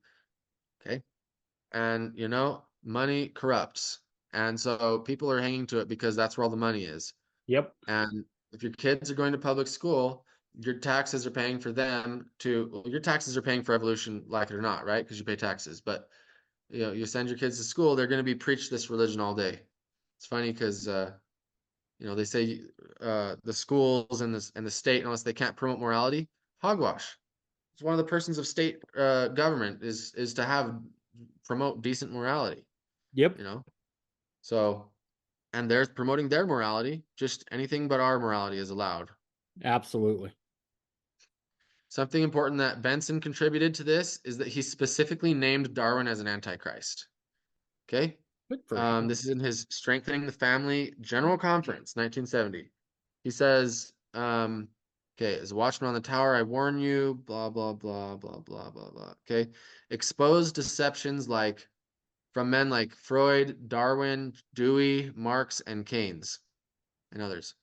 Okay, he says today there are much worse things that can happen to a child than not getting a full college education. In fact, some of the worst things have happened to our children while attending colleges, led by administrators who wink at subversion. Okay, so make no mistake.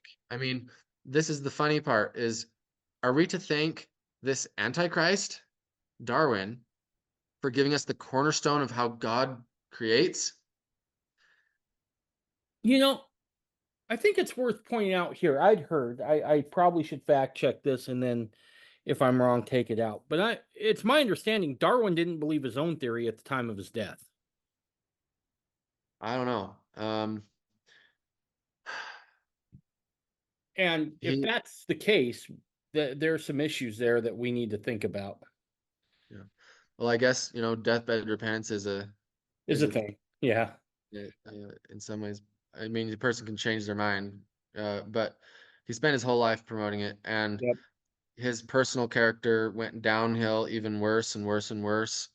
He couldn't get along with his wife, who was a Christian, and he he couldn't enjoy nature. He didn't like music anymore. He didn't, uh, poetry and art and music. They disgusted him, and seeing beautiful animals made him want to puke.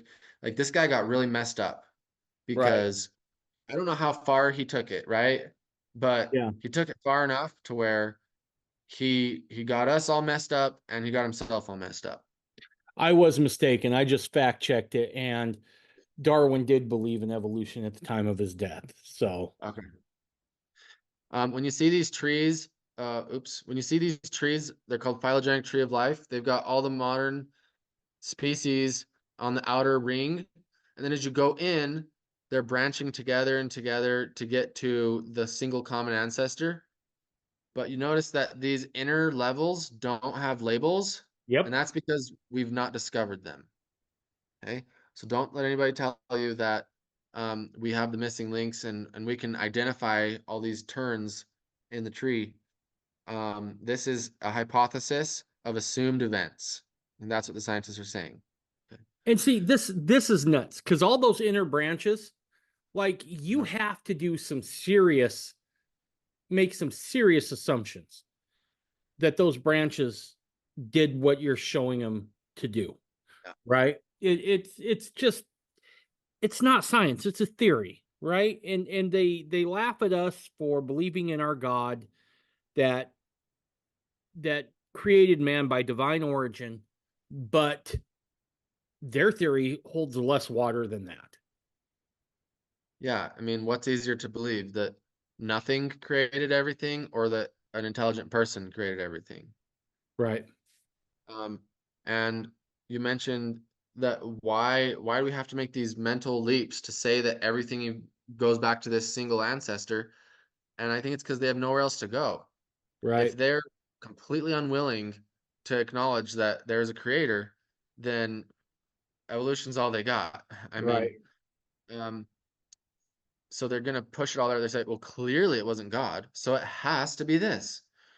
And another thing is the word theory. Okay, they're gonna have a hissy fit whenever whenever we say, oh, it's just a theory, because they say, oh, well, theories today, they are extremely important and they're demonstrated by endless experiments and stuff. Okay, it is hype, and they do bring it up in this Let's Talk book, all this defense, because they think somehow that's going to make evolution look good if they can defend the word theory. Okay, at the end of the day, a theory is meant to explain a law. Laws still are higher things in modern science. Okay, so the question you have to ask is, what laws are the theory of evolution explaining? And Right. it's not explaining any observed laws. And so it is appropriate to criticize evolution, to remind people that this is theoretical and that the word theory in that sense is fitting. So, Right. No, absolutely. okay. Okay, here's this professor, molecular biologist, Dalhousie University, says the rooting of the universal tree is hopelessly compromised. Okay. The geologic column is supposedly these layers that we find, right? Right. You've got multiple scientists. Okay, and here I'm giving you a drop in the bucket of all the scientists that are disagreeing with this. Okay, Okay. um, he says they're basically building this on correlation, and the in this geology textbook it says, quote, without the theory of evolution and interdisciplinary science of paleontology, it could not exist, close quote. Mhm. That's a fancy way of saying evolution theory is what built the column. The column Right. didn't build evolution theory. Right. Um, okay. The Let's Talk book says humans and animals hint at an evolutionary past. Okay. Again, we already talked about a lot of that. Let's go through some of that. Another thing is that you will find dinosaur fossils that do appear with modern animals too, and um, they don't show that in a museum though, right? They won't show modern animals with dinosaurs because they don't want you to Right. think they coexisted, but they did coexist. And we even have fossil footprints with human footprints uh, inlaid in and next to and so forth. Okay. When you're naturally breeding, we touched on this a little bit, but when you leave let's say you breed this exotic dog or this exotic bird, when you leave it alone in nature, it's going to naturally, uh, over generations, it's going to naturally revert back to its natural stock. Right. So much for turning into something totally different. The opposite Right. happens. Yeah. Okay. Same with dogs, right? We've never bred a dog into a non-dog over thousands of years. The moth experiment was a hoax. They glued those dead moths onto a log and Huh. tried to say they were evolving based on the climate, the mine. Um, okay, here's President Nelson. He says, it's incomprehensible. Okay, he says, to think that man evolved from one species to another is to me incomprehensible. Man has always been man, dogs have always been dogs, monkeys have always been monkeys. It's just the way genetics works. And then again, Nelson says, some people erroneously think that these marvelous physical attributes happened by chance, resulted from a big bang somewhere. Ask yourself, could an explosion, a printing shop produce a dictionary? Okay, so long story short, Nelson is saying Big Bang evolution doesn't work, or in other words, cosmic evolution, and biological evolution doesn't work. Okay, Right. so, and here's a good question. If this book is sold at Deseret Book and President Nelson is the president of the church, that owns this bookstore, don't you think it would have been nice to throw in some of his quotes Right. on this topic? Right. Right. Absolutely. The most they do is they mention how Nelson dedicated the new life science building at BYU, and how Nelson said this will be a great place to like do science or something like that, very basic. Right. But it's like, uh, okay, let's just avoid his comments that are actually. It's another thing that's another way that, just like how they misrepresented Brigham, they misrepresent President Nelson by Yeah. making it look like Nelson endorses evolution when he clearly doesn't. Right. Right. Nate, let me stop you right there real quick. I got to Okay. take a quick break and then I'll come right back. Okay. Yeah. Good.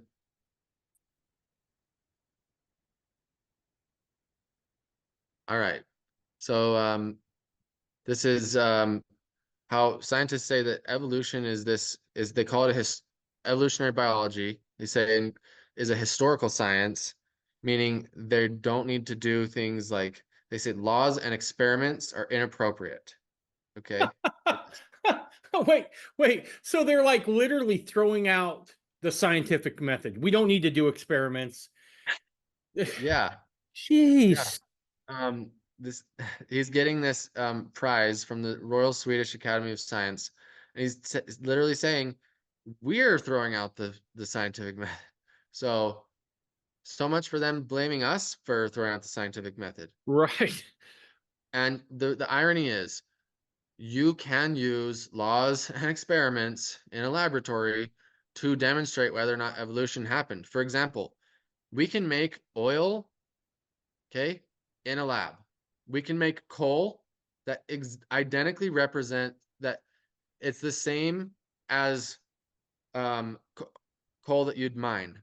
Okay, it's more expensive, and so we don't do that. It's cheaper to just dig it up, but we can do that now. Um, Another thing, and guess what? Does it take us millions of years to form those oils?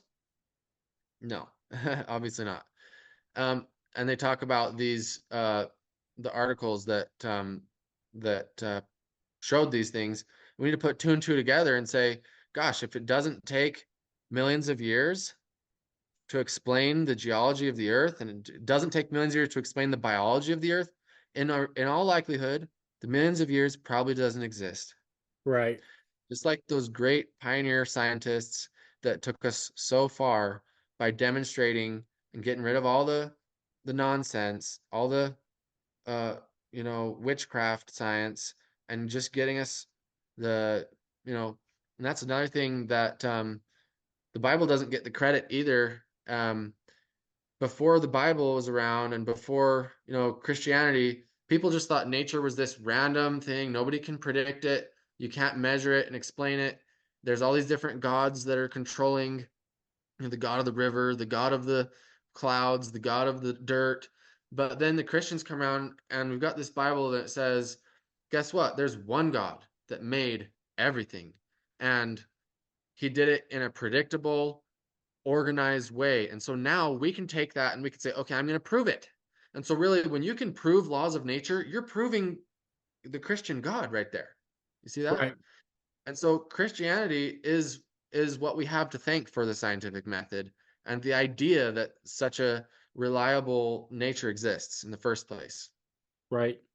You, I think this is a good spot to just show the irony, right? Nate, when you go to buy a new car, a brand new car, right off the factory floor, what is the state of that car? Really nice. Perfect, right? With the exception of somebody who put it, together wrong. We'll say everybody did everything just right. There's no scratches, there's no dings, there's no dents. It's functioning at its optimal level. And then over time, what happens to that car? It Yeah, breaks it's down, worse. Yeah. gets worse, right?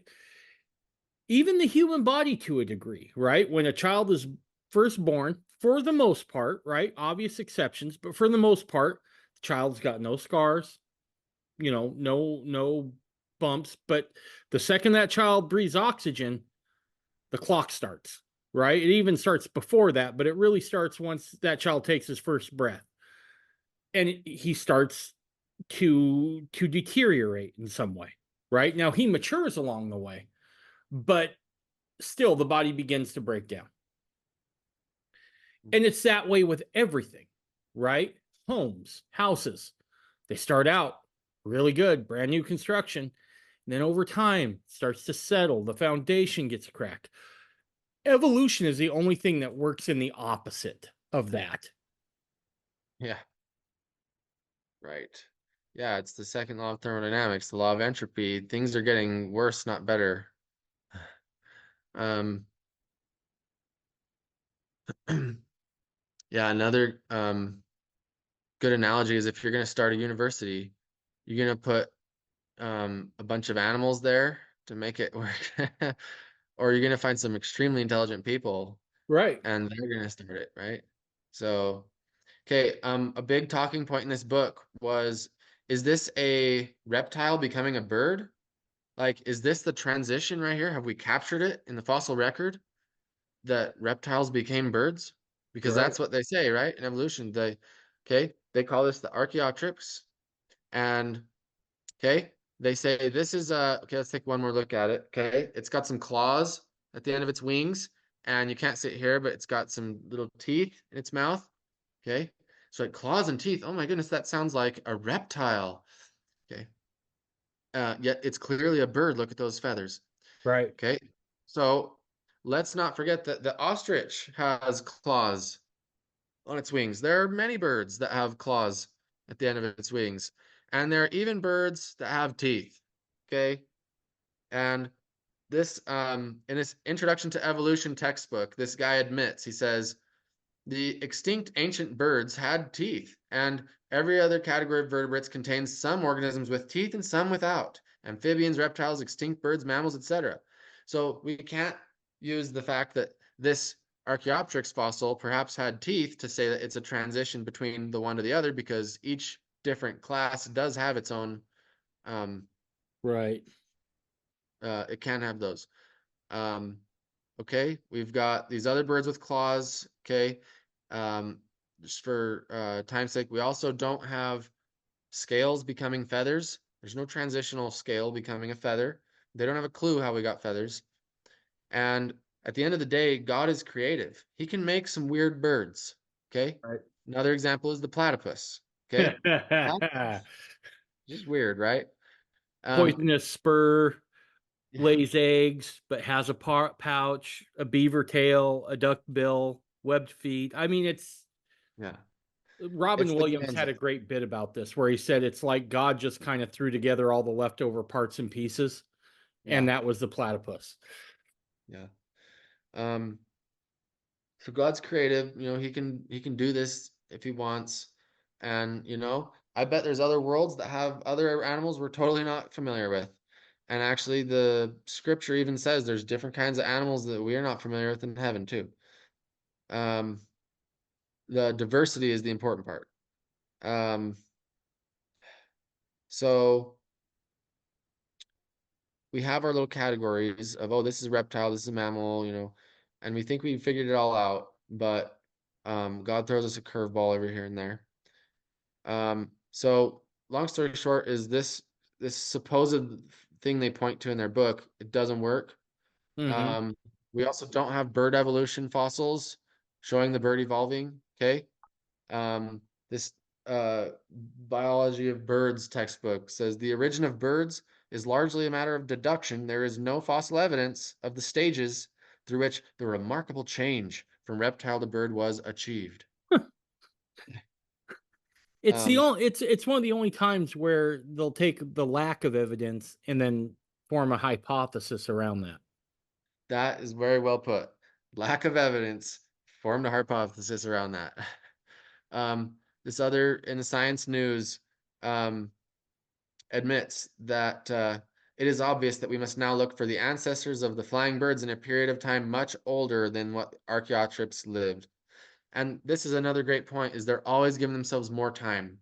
Have you noticed Right. that? Yep. They're always saying, you know, oh, the Earth is 1 million years old. Oh, actually, it's 10 million. Oh, actually, it's a billion. Oh, wait, it just keeps getting older. They also have found that they have bird fossils below where they found Archaeopteryx, which is another smoking gun that this isn't something that happened before birds even came on the scene. Okay. It was a transition. And yet it's this flagship of evolution teaching. Archaeopteryx, Archaeopteryx, you know. Okay, another thing they say, that there's similar structures, okay? They say the similarities in, this is Let's Talk book, the similarities in body structure of humans and animals hit in an evolutionary past. So you look at these things, okay? You got the dog leg, the horse leg, the man's arm, the bat's arm, the penguin's arm, okay? And gosh, you know, they look pretty different to me. Right. Um, I mean, really, even if there's some similarities, they're really different. Yep. If you if you were to show me, you know, here's my arm and here's my cat's arm, like, gosh, I just know those had a common ancestor. It, it's just ridiculous. Right. The thing is the common creator. Yeah, the creator can use a few similar patterns, right? The point is not that there's a few similarities. The point is that there are dramatic differences. Okay. If you just want to go off of similarities, well, me and that vacuum cleaner over there, we have a common ancestor because it has a 20-foot cord, and I have an intestine that also looks like a cord. Right. Yeah. I We, see where you're going here. Yeah, no, that's a good point. yep. So if we want to play that similarities game, any trace of a similarity means we have a common ancestor, then, you know, uh, me and my cell phone have a common ancestor because we both emit heat, you Right. know? Yep. Okay. Yep. All right. Okay, and there's more crazy examples of that scientists have actually, you know, concluded that, oh, we must have been direct offspring from octopus because the eyes of the octopus and the human are so similar. Or, you know, there's just so many weird things. Okay. The Dark Ages, the rat disease only affected people and Norway rats. So maybe instead of coming from the monkey, maybe we were from the rat. Maybe that's the more close thing, right? Maybe this giant rat thing turned in, maybe the rat man. How about this? How about the Batman? Okay. Maybe it was a Batman. So I got to say to that, show me the Batman. Right. Okay. Let me see it. And then we can talk about that. Um, so they'll go on and on. Okay. Um, you before I forget this, you mentioned like for the platypus, taking all the junk left over, and boom, there's the platypus.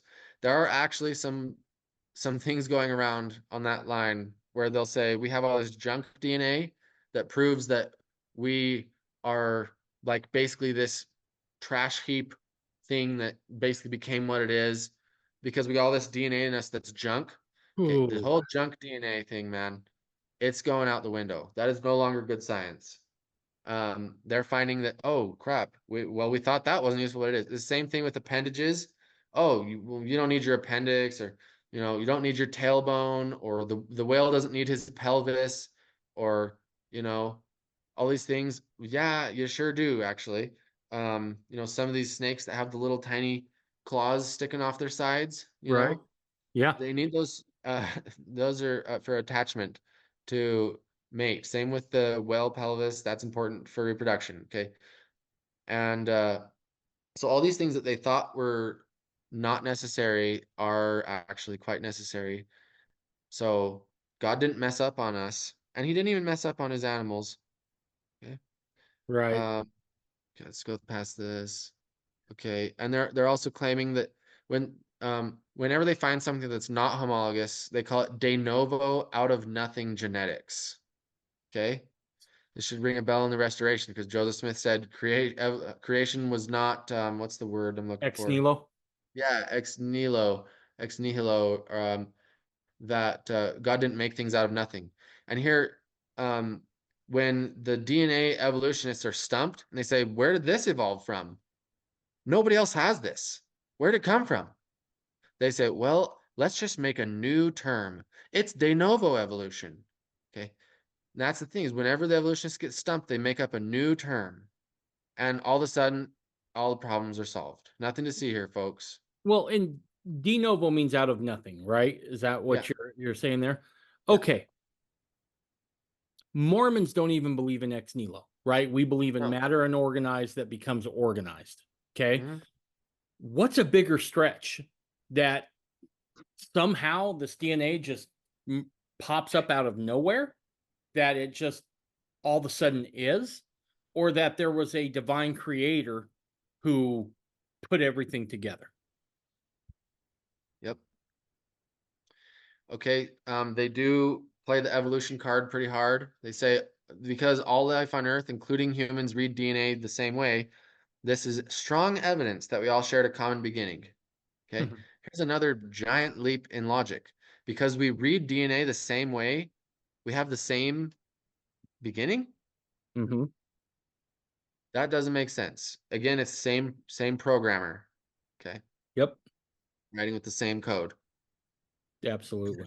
Um, okay. Again, DNA doesn't isn't great for evolution. Okay. Um, there's dramatic differences that are unaccountable. You can't account for. Um, and when you talk about the math statistics, they're always kind of, like when Joe Biden's saying something like, "Oh, Mr. President, you can't say that, sir." Or he gets that little talking bug in the mic, right? He's like, "Mr. President, you can't say that." So in evolution, it's the mathematicians, the statisticians are like, no, you can't claim that. Biologists, no, you can't do it. Um, because these things that they say can happen, even for one gene to evolve, it's going to take way longer than 14 billion years. It's going to take an untold amount of time that is simply not available by anyone's reasoning.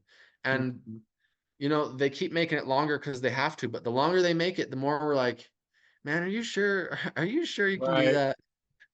Um, okay. There's obvious limits. Okay. Um, okay. Mitochondrial Eve. Okay. In this journal, um, tree. If molecular evolution were really neutral at these sites, a high mutation rate would indicate that Eve lived about 6,500 years ago, a figure clearly incompatible with current theories on human origins. Okay. Mhm. So if you want just a common ancestor of all the humans, you only need about 6,000 years. Okay. Wow. Um, okay, they say, yeah, we talked about this. Let's talk. They claim that animals and people have evolutionary leftovers. Okay, we already talked about that. You actually need that stuff. There was a time evolutionists listed 180 structures in the human body that were vestigial, or in other words, unnecessary. That's been proven wrong. Pretty sure. Okay, this one's my favorite part. They say human embryos have gills and tails. Okay, they're claiming in this book, Deseret Book, to get all the saints to dramatically rearrange their religion because human embryos have gills and tails, and somehow that proves that we evolved, and so evolution is the fact of the matter. Okay, but we're going to show that humans embryos do in fact not have gills and they do not have tails. Um, this isn't even good science anymore. You won't find mainstream scientists like promoting the gills and tails story anymore. Hmm. Um, this is just some kind of weird thing that the authors, I guess, forgot was outdated science and they put it in their book. So, okay, let's look at these gills. Okay, are these little gills? In other words, what does a gill do? Breathes underwater, right? It's how you breathe in fluid. And so, is this how humans breathe? These little pouches right here? Okay. The answer is no. There's no oxygen going in and out of lungs. There's no breathing going on. In other words, this is not a fish. It does not need oxygen to be pulled out of the surrounding environment through gill slits. Okay, there are no slits for anything to come in and out of. There are no openings. Okay, these are throat pouches. Okay, these turn into glands. Okay, Okay. so okay, let's look at the tail. Okay, so like I said, these turn into the thymus gland, the parathyroids, the middle ear canals. Okay, the tail. What are tails for? let's talk about fish. What is a fish tail for? For propelling itself through the water. Right. And is this embryo here propelling itself through the water through this No, tail? no. Okay, so it's not a tail. All right. Okay, this is what turns into the coccyx, which is for muscle attachment. Okay. Again, they call it the tailbone, right? That Right. humans used to have tails. Okay. No, humans didn't used to have tails. This is just for muscle attachment. Okay. Okay. So, okay. And yeah. Darwin's guy, Haeckel, he changed when he was doing his famous embryo hoax drawings. He changed the sizes of heads and eyes and trunks. He did the same embellishments with his ape drawings. He showed the apes as standing upright, Mhm. and things like that. And he got in a lot of trouble for that, but his stuff lives on. Okay, one that we do, of course, need to address is the radiometric dating, right? They call this absolute dating because because of they say there's relative dating, which is what's stacked on top of what, and then there's absolute dating, which is this laboratory test of how old things are, right? Burning the carbons and seeing how much radioactive half-life has occurred. Okay. So they're saying, yep, this is how we know the Earth is 4.5 billion years old. Yep. This is how we know 3.4 billion years ago life showed up. I notice they're doing it again here with giving themselves more time. Living things began to appear at least by 1.9 billion, possibly even before 3.6 billion. It's like, okay, thank you for those precise figures. I'm so glad that I read your book and now I know exactly how many billions, how many tens of billions of years old started showing up. It's like that's a pretty big margin of error, man. 1.9 billion to 3.6 billion. Like I'll get my, it's ridiculous. So Yeah. anyway, okay. Obviously, this is another thing where the theory came before the science. Mhm. Okay. Darwin says, for my theory to work, you need an um it's unavoidable. Okay, I'll just read, I guess. I'm having a hard time. The belief that species are immutable, unchangeable productions was almost unavoidable as long as the history of the world was thought to be of short duration. Close quote. That's from Origin of Species. Okay. In other words, it's obvious that species aren't going to change, Right. especially when you understand that the Earth is not old. When Right. they throw in their old Earth, that's when they get their um, well, I guess it could have happened if I waited around long enough. Sure, I guess. Right. Eventually, maybe. And they're like, ah, see, I got you. I got you. You admitted that maybe. And this is another thing where if we can demonstrate, you know, ages of rocks and this and that without radiometric dating, and we can show that radiometric dating is broken, this is another thing that we're holding on to, frankly, that we don't need to hold on to, the old Earth. And um, so, in my opinion is that we have enough science to demonstrate that the Earth is just what the Doctrine and Covenants said. It has a 7,000 temporal year lifespan, and the creation is just what it said. It was a 7-day creation. Okay, now my opinion is that those 7 days were God's days, which is 7,000 years. But either way, that's a heck of a lot shorter than the 14 billion, 4 billion. Sure. I So. see where you're coming from on that. Absolutely. Okay. So I'm just saying from a scientific perspective and a scriptural perspective, if we don't, okay, let's just talk the science. If you don't, same thing we talked about earlier. If you don't need it to explain nature, it probably doesn't exist. Okay. And we have to realize that this old Earth stuff, it all is from the evolution camp. Okay. And again, guys, this is a bad tree. This is not good. Okay. So a few basic issues with radiometric dating. It's built on unprovable assumptions, like how much carbon was initially present. Did argon and other measurable elements leak in or out through time? Is the decay rate constant, which we've showed on certain scenarios, it is not. Has the atmosphere always been the same? Based on samples of oxygen from amber, there was a higher concentration of oxygen, like 25% higher in the distant past. Things like this. Okay. Have catastrophic events to influence timetables. If geologists won't admit that there was a worldwide flood, they're never going to get it right. They're never going to get it right. Okay. Um, so they're not taking any of these things um, uh, these are a lot of assumptions. Okay, this is a house of cards, and you can't do it. We can't tell what the weather will be like 1 week from now, and we're assuming all these things based on a consistent environment 1 billion years ago. And I did bring up earlier that yes, there are laws of nature, and God made a predictable universe. But uniformitarian theory of James Hutton from 200 years ago, where he said the processes of today reveal the past, that's not the same thing. What he's saying is there's no allowance for catastrophes. There's no allowance for the flood of Noah. There's no allowance for intelligent life forms putting life here. He says, only what you see is what you get. In other words, absolutely no supernatural allowed. Mm. So it's different. Okay. It's very different. What they were doing, the uniformitarian theory, okay? Because the reality is much different. Okay.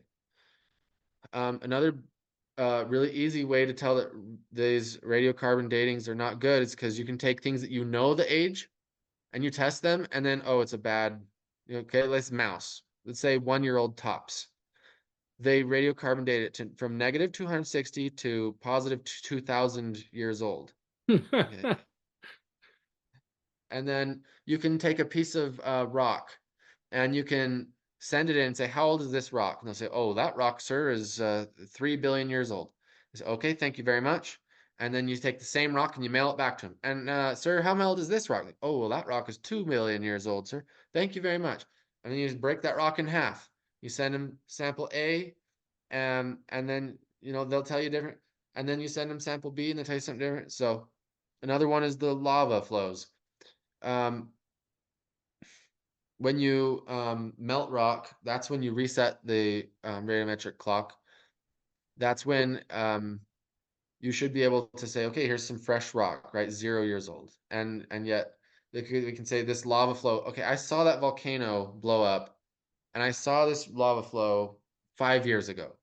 And let's take a sample. That rock was formed because they say, how was the earth formed, right? From a big ball of melted rock, right? Right. So if we say, okay, well, that melt I know it was 5 years ago because I saw it. And then they test it and they say, oh, well, that's 39.673 million years. That's how old that rock is. Okay, we know better. So now the same thing's happening with the planet Earth. Okay, and I don't think the Earth did start out as a melted rock because Genesis makes it sound like it was more of a water situation, more like making a soup than making a bomb. But let's just assume that if the Earth was from a big hot ball of magma, big melt, the age when it dried, okay, shouldn't that's when the clock resets, in other words. Right. Okay. Okay, when they want to tell us how old the Earth is, they're basing it on when the Earth cooled and solidified. Okay. Okay. So that's what's going on here. Okay. Okay, this is going to blow your mind. Okay. Evolutionists admit that if a C14 date supports our theories, we put it in the main text.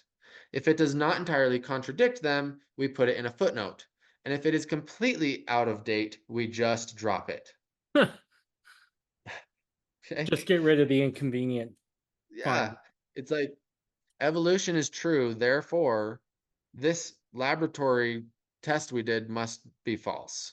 Right. They're trading real science for theoretical science. Right.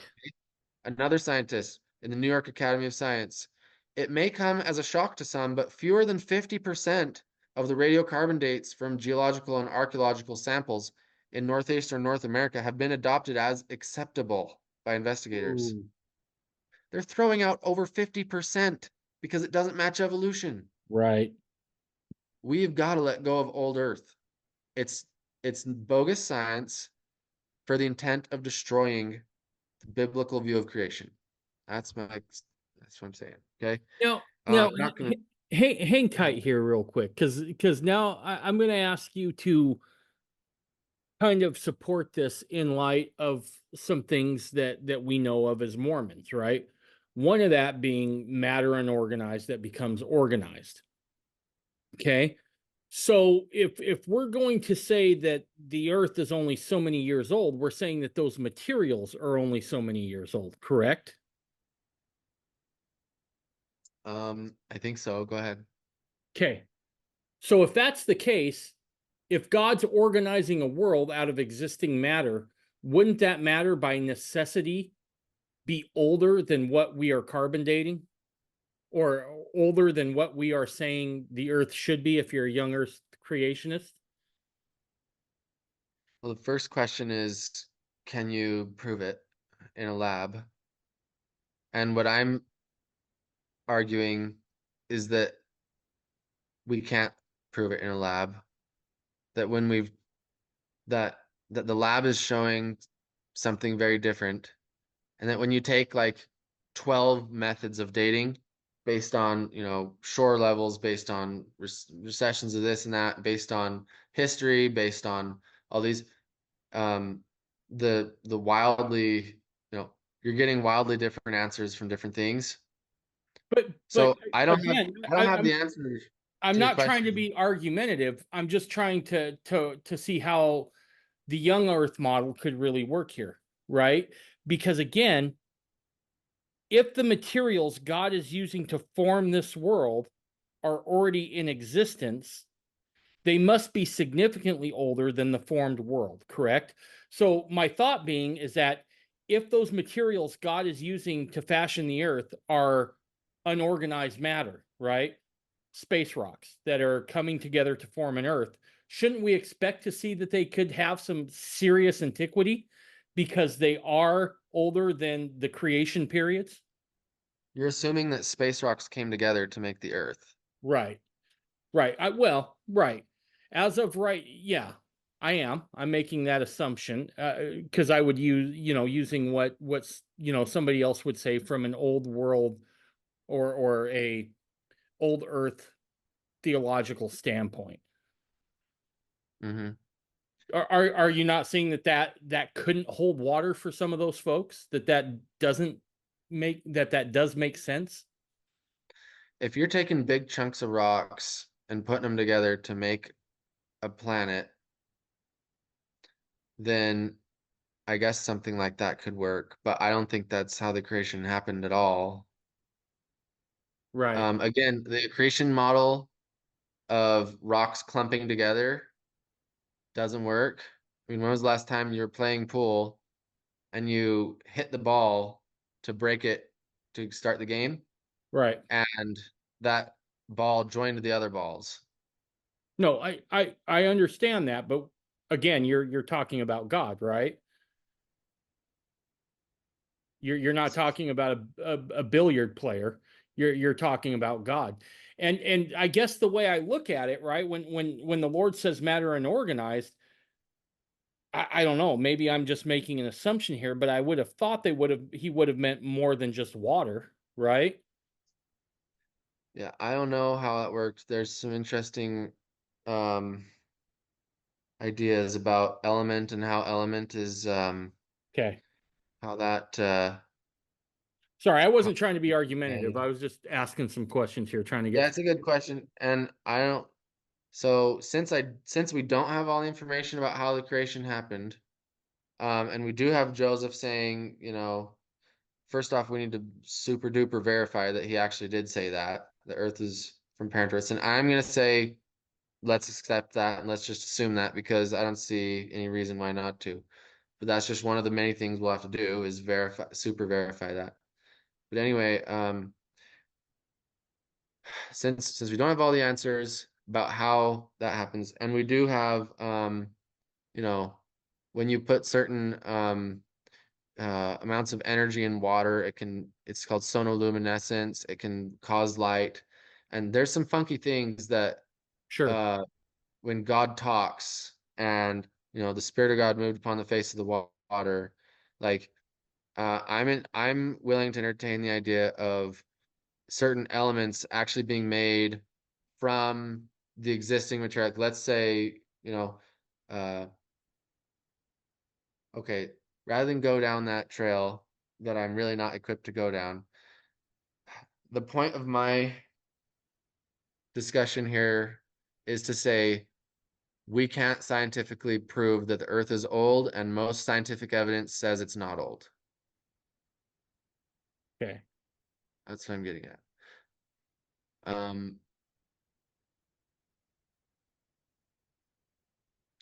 yeah, You see where the conundrum is, though, right? a little bit. As far as the, I mean, if you want to take it there, why isn't our test showing that rocks are Google quintillion years old? I'm not saying that the scientists have it right, in their dating, but what I am saying is that I think there's more there's evidence there to suggest that these elements that were used to create the earth are much older than just the 6500 years, and that's based off the scripture, right? Okay. Matter and organisms. So, all right, I think I have two ideas on this. One is even if they are much older, that doesn't mean our Earth itself is much older. Would you agree with that? That's certainly a possibility. Yeah, I'm willing. I'm open to exploring that idea. I mean, our Earth, as it is now constituted, may not be that old. There is some interesting stuff though, where Joseph talks about the definition of a world, though, too, right? Where he's in Nauvoo, he talks to, and I can't remember. I'll post the link to this though when I post this, where Joseph basically says, the definition of a world is an inhabited planet, so to speak, right? And that has some interesting ideas that could be drawn from that. I guess what I'm saying is that I see and feel your passion, and I agree with you on 99%, but I think we could be just as guilty of saying, nope, it's got to be this, but we don't really have any more concrete answers than the old Earth creation guys. Okay, so let me uh read this DNC 77. Okay. It says, okay, the uh this earth during the 7,000 years of its continuance or temporal existence. So God limits it to 7,000 years of temporal existence. And then he says, down in verse 12, he says, as God made the world in 6 days. In other words, before those 6 days, was there a world? No, Before those 6 days? No, no. it was matter Okay, unorganized. Yep. okay. So this earth, okay, it was made at that time. And on the seventh day, he finished his work and sanctified it, and also formed man out of the dust of the earth. Even so, in the beginning of the 7,000 years, Lord God will sanctify the earth. So whatever was floating around or whatever was used, the point is, this earth did not exist before the 6 days of creation. I don't think that's what that says, though, right? It says that it was, he rested at that 7,000 years, and we don't know how long Adam and Eve were in the garden, right? Yeah. And we don't know what was happening outside the garden either, right? Uh-huh. You see what I'm saying? There, I don't think it's as open and shut as what we'd all like. I would love it if it was, right? And this is why I tend to put this more in the context of an idea, right? And one worth exploring. But this whole idea of young Earth versus old Earth, I can kind of see both sides of this argument here. Okay, that's fair. Because I think there's evidence on both sides that I think needs to be weighed in Okay, the sure. bed. And you mentioned one thing that we don't know what was happening outside of Eden. That's a slippery slope. A lot of evolutionists use that. They say, oh, well, there's just this temporary little Eden thing where, Adam wouldn't die till he had the fruit, but everywhere else in the world, they were just going on business as usual, dying and killing and evolving. But that's not what the Book of Mormon teaches. The Book of Mormon says that um, all things would have remained in the state after which they were created if it weren't for the fall of man. Mm-hmm. So I would say the earth was made in this perfect thing. It was this immortal thing. And it was only at the fall when death came into the world So this definitely eliminates the possibility of evolution for the origin of species. I agree with you there, right? I'm not a believer in evolution. What Yeah, my okay. what I'm saying here is the old earth versus young earth. And even though nothing was killing each other outside the garden, it still doesn't say what was it doesn't preclude that the materials used to build the earth were significantly older than the formed earth that we have now. Yeah. That's my argument. Okay, well, should we move on? Yep, let's move on. Okay. I won't read all this, but one thing to be very aware of in the restoration is that we do have at least three restoration references that the days of creation could be talking about 1,000 year periods. Hmm. Okay. So in JST, 2 Peter 3:8, it says 1 day with the Lord is as 1,000 a years, and 1,000 years as 1 day. And then in facsimile 2, figure 1, it says Kolob, signifying the first creation nearest to the celestial or residence of God, first in government, last pertaining of time, which, by the way, apparently God does have time because it says it right there. It's a Protestant idea that God doesn't have time. And yeah, there's a Bible reference. I know, time no more, but it's time as we know it no more. Okay. Hmm. So the measurement of celestial time, okay, temporal time no more, right? Okay. This thing's going to change. Celestial time, okay, signifies 1 day to 1 cubit. 1 day on Kolob is equal to 1,000 years according to the measurement of this earth, which is called by the Egyptians Jewe. Okay.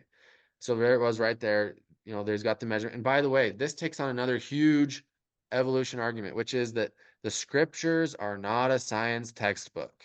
Yeah, Have you ever see heard that that I would, before? yeah. This looks like scientific terms to me. Measurement, the equal to the measurement and the length of and all this. Okay. So this is scientific terms right here. Like God doesn't make this arbitrary distinction between science and religion that we do, or temporal and spiritual. So quit saying that the Bible and the scriptures are not a science textbook. Yeah, obviously the main purpose is not that, but we'll get into more about how the scriptures are not going to be, just flat wrong. It's like, would Jesus use a parable like the parable of the man who loved to be a communist slave? Uh, I don't know. It's not reality.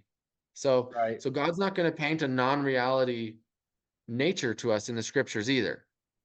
And when we get into the days of creation, how evolution days are just patently opposite of scripture days, that's a big hitter there. Okay. The last one is Abraham 3. Okay, it talks about, okay, that one revolution is like, again, these are more science terms. The Right. time appointed, like this is measurement, this is calculation. Okay, one is set to rule this, one's set to rule that. These facts exist. Okay. It's set here in this location. Okay. So anyway, I'm not gonna read that because we're gonna move on. Okay. They make this claim in the Let's Talk book that Abraham implies evolution when he says this. Okay, I'm going to read you the verse. You tell me if you agree with the authors that this is screaming evolution. Okay. And the gods prepared the waters that they might bring forth great whales and every living creature that moveth. And the waters were to bring forth abundantly after their kind, and every winged fowl after their kind. And the gods thought they would be obeyed, and their plan was good. Okay. Hmm. Yeah, I When you don't. read that, did you just become a No, lifelong evolutionist? no, I didn't. No. Says the one thing that I could see here, it says the waters prepared that the waters might bring forth great whales. So I'm assuming they're meaning, oh well, I guess the microbes evolved into whales in the water. Like I'm trying to see where they're getting this from. But then if you had that crazy idea, then it goes on to say everything's after its kind. The wings are Right. after their kind, after their kind. And so wouldn't the whales bring after their kind? Like, Absolutely. did evolution happen up until whales and then everything only was after its kind? That's the kind Right. of non-logic that we're seeing here. Right. Is that logic? No. No. No, it's not logic. Okay.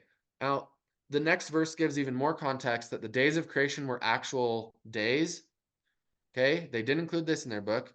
It says, and the God said, we'll bless them and cause them to bring forth multiply, fill the waters and the seas. Okay. Cause the fowl multiply. And it came to pass that it was from evening until morning, that they called night, and it came to pass that it was from morning until evening that they called day, and it was the fifth time. So clearly here he's showing that the days of creation, they were actual days.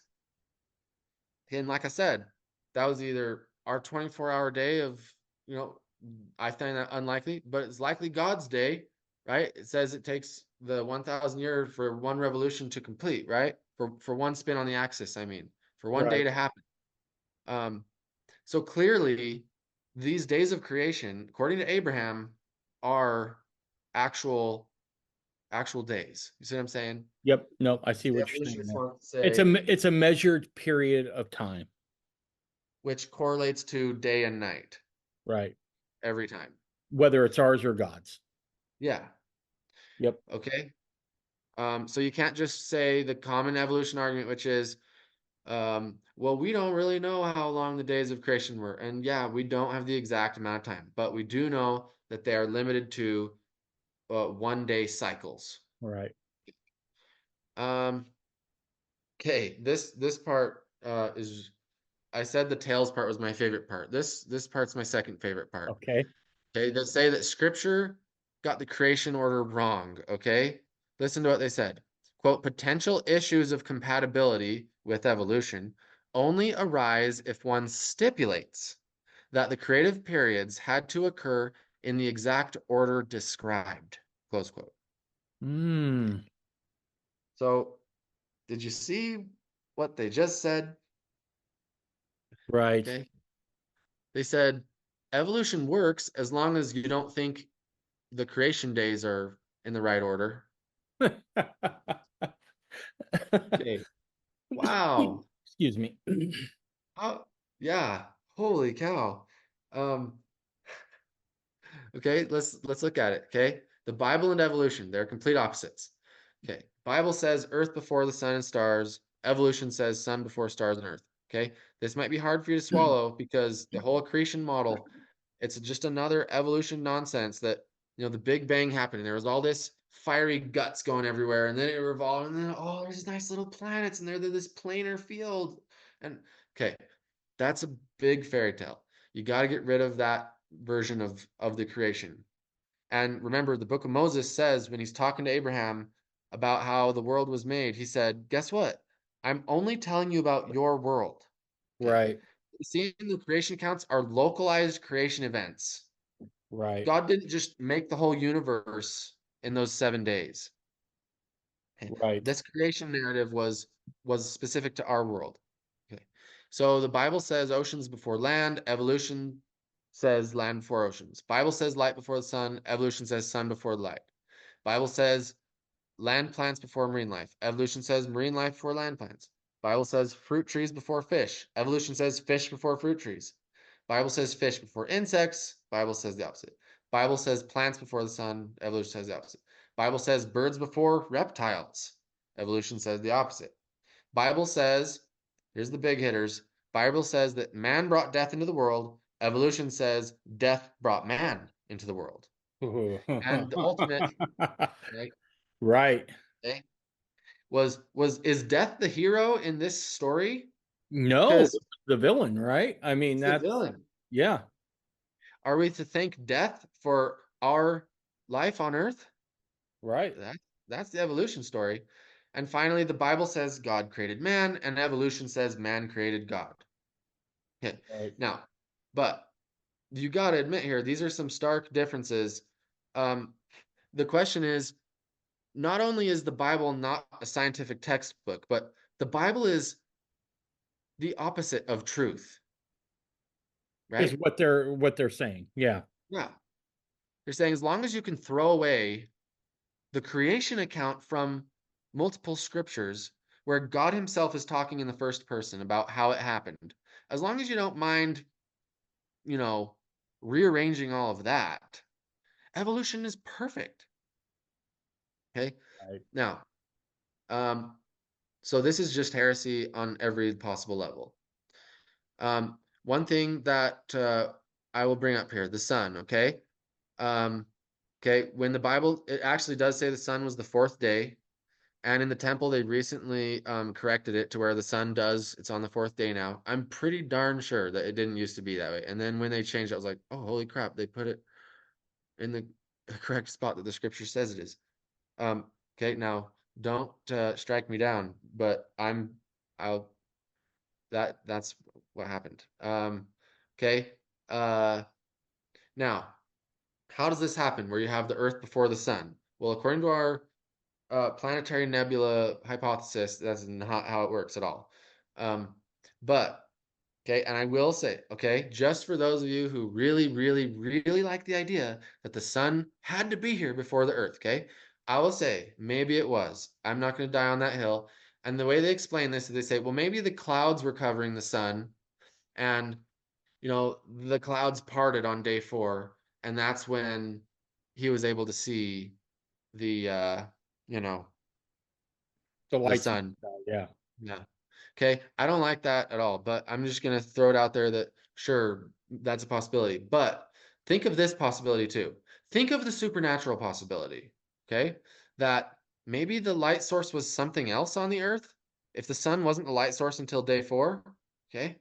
Um, Book of Revelation tells us that there will be an alternate light source for the planet in the future. It says, and there shall be no night there, and they need no candle, neither light of the sun. For the Lord God giveth them light, and they shall reign forever and ever. It's Revelation 22:5. So the future light source of this planet is not going to be the sun. Okay? So it's not totally off limits to say that the past light source of the sun was different. Maybe the earth itself glowed, or maybe just the presence of God creating the thing was sufficient, right? The point is, why do we reject all of these? Why do we say the scriptures have to come second? Why Right. does the science always get to tell us how things happen?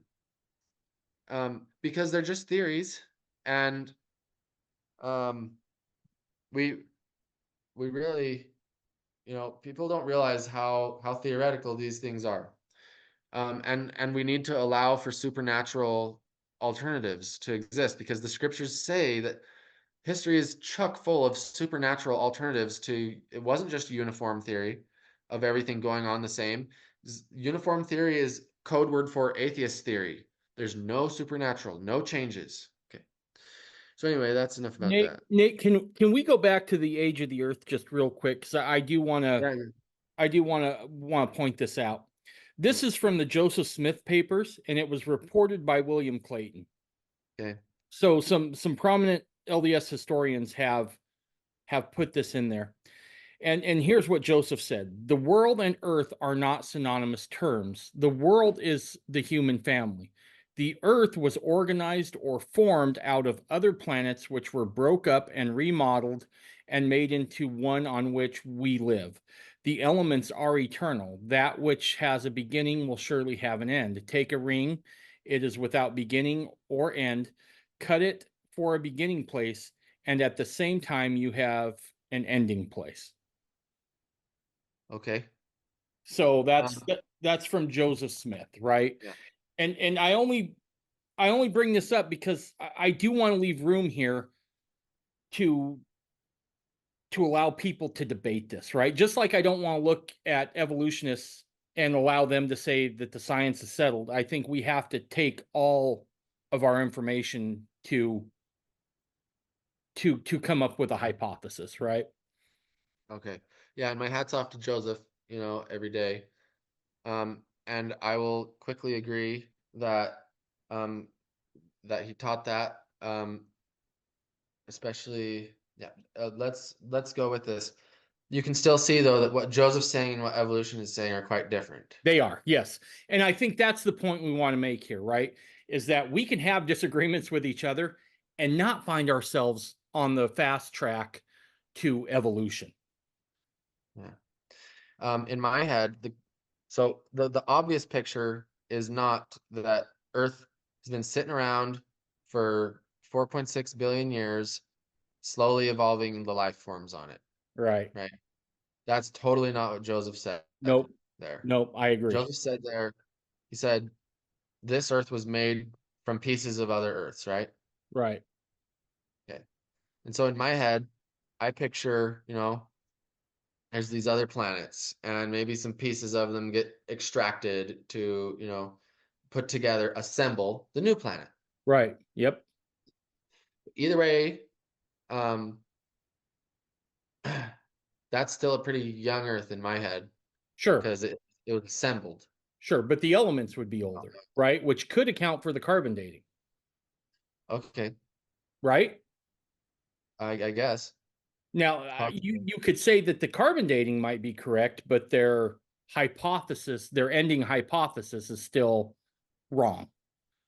Well, from my research, I can't say the carbon dating can be correct because I've even seen other plethora of examples where it's not correct on so many levels. But Okay. well, Okay. And I'll take your word for it. You're a scientist. I'm just a moron that talks into a microphone. So, well, and that's what we're both trying to. That's the idea we're both trying to attack is don't just take the word of scientists. And I'm just saying from my experience, my view is that it's it's not reliable on any level. sure. Sure. Nope. I get that. Anyway, I just wanted to back up my source. I was spouting there without backing up my source, and that was bugging me. I don't like doing that. So, Okay. Um, so yeah. Especially as you get older, it gets less reliable. That's oh, what I'm saying. dude, you have no idea. Yeah. Or at least Okay. that's what I tell my wives when I forget something. Yeah. So, Um, okay. We already talked about this. Jacob said you need you can't okay, you can't know about the creation without revelation. He specifically says that the creation was done by God saying stuff and then it happened. Um, so the power of his word, man came upon the face of the earth. Man, go to the earth. Okay. All right, here I am. And wherefore God being able to speak and the world was, and to speak and man was created. Well, then why not able to command the earth? Okay, so in other words, God can command the earth and it obeys him. Okay. yep. Um, so does he command the earth, hey, earth, please, like, let's negotiate. I'll do you a favor if you do me a favor. Could you please, like, maybe create a monkey for me? Like, I really need that monkey to get my atom on scene. Could you just, well, no, it's going to cost you. All right, fine. Well, I can get that done for you in 4 billion years, for a small fee. He's like, look, I need to double it. I need it in 2 billion. What you got? Like, well, that's going to cost you even more. Okay, that's not how it went. God was the boss and Right. is the boss, and he made it happen. Um, Okay, now an important thing is that your scientists have to be men of God, okay? Listen to how Isaac Newton studied. He said, all my discoveries have been made in answer to prayer.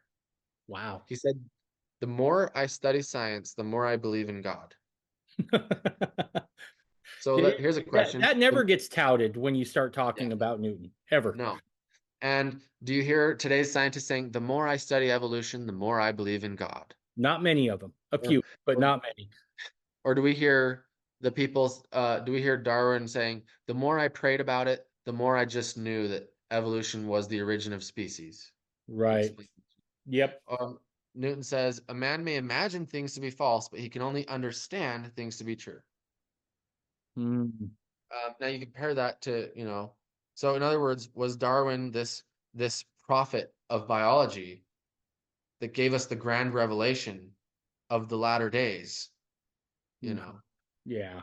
Okay. Nope. Okay. Now this part is where it's the really, I'm sorry to say it, which might sound rude, but this is where they really get into the 1984 double think, like now you see it, now you don't kind of Right. stuff. Yep. The Okay, new speak. okay, this is where they quote the first presidency statements because they know they have to deal with these. Okay. They say, quote, neither first presidency statement confirmed or denied the claims of evolutionary science. Close quote. Oh gosh. Really? That's what they said. Okay. Okay. So now we're going to read those first presidency statements, and you tell me if they didn't confirm or deny the claims of evolutionary science. Okay. Okay. Okay. President Smith, 1909. It is held by some that Adam was not the first man upon this earth, and that the original human being was a development from lower orders of the animal creation. These, however, are the theories of men. The word of the Lord declares that Adam was the first man of all men. Moses 134. And we are therefore in duty bound to regard him as the primal parent of our race. It was shown to the brother of Jared that all men were created in the beginning after the image of God. And whether we take this to mean the spirit or the body or both, it commits us to the same conclusion. Man began life as a human being in the likeness of our Heavenly Father. Close quote. I don't know how you get evolution out of that. Yeah, what was he talking about? Like where show me how you come up with that. Yeah, Um, that makes no sense. it was held by some. By who, I wonder? That Adam was not the first man. Well, who was? That the original human was a development from lower orders of the animal creation. Yeah, I'm not seeing evolution in that at all. That definitely doesn't confirm or deny evolutionary science. And notice how they phrased it.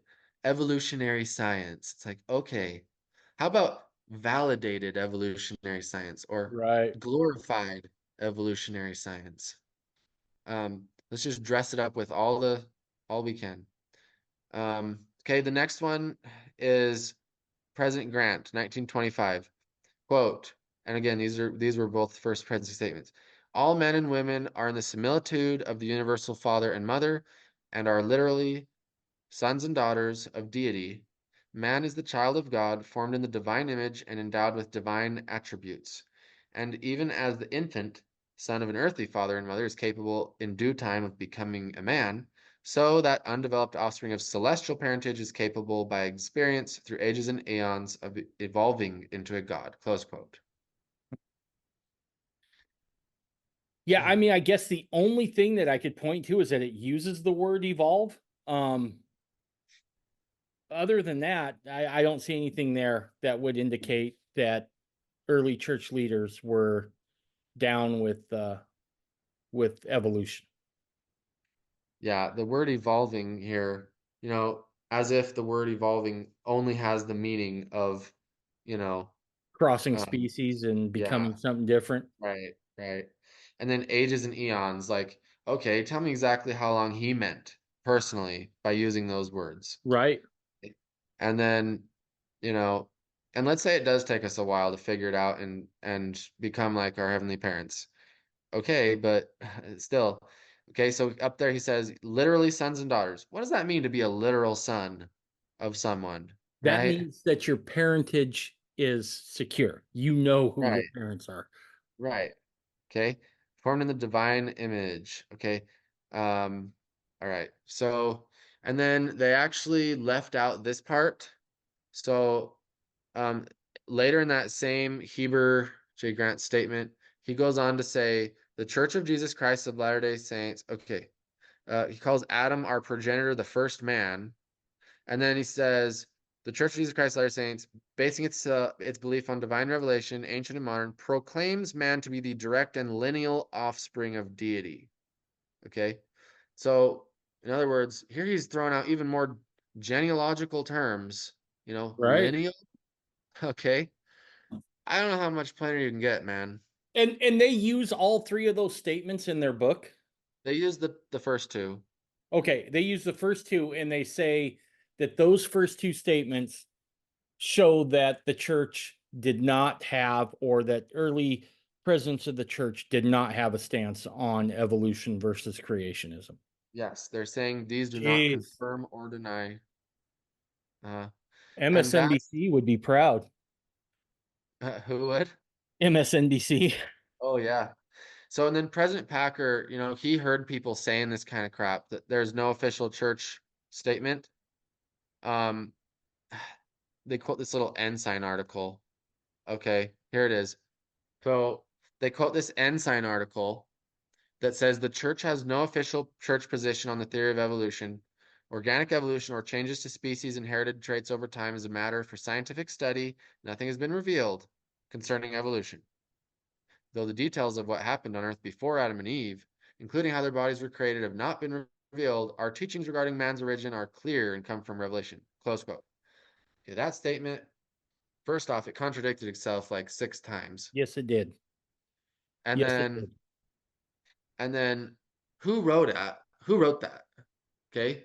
That article has no name with it. So you get the badge of honor and bravery for that one, whoever you are. Okay. The next one is this in our scriptures? No. Is this a first presidency statement? No. This is some nameless paragraph in a New Era magazine. Okay. But to be fair, you can't blame people for assuming it's somewhat authoritative if it's coming Right. out of a church sponsored magazine, right? True. It's true. So at any rate, it's sad that this is the kind of thinking that's happening right now, because you look at our history, our doctrine has unequivocally been against evolution. Am I right? Oh, absolutely. From day one. Absolutely. And President Packer would hear people say, "There's no official position that the brethren have never made an official declaration," and he'll say, "No, this no official position hogwash.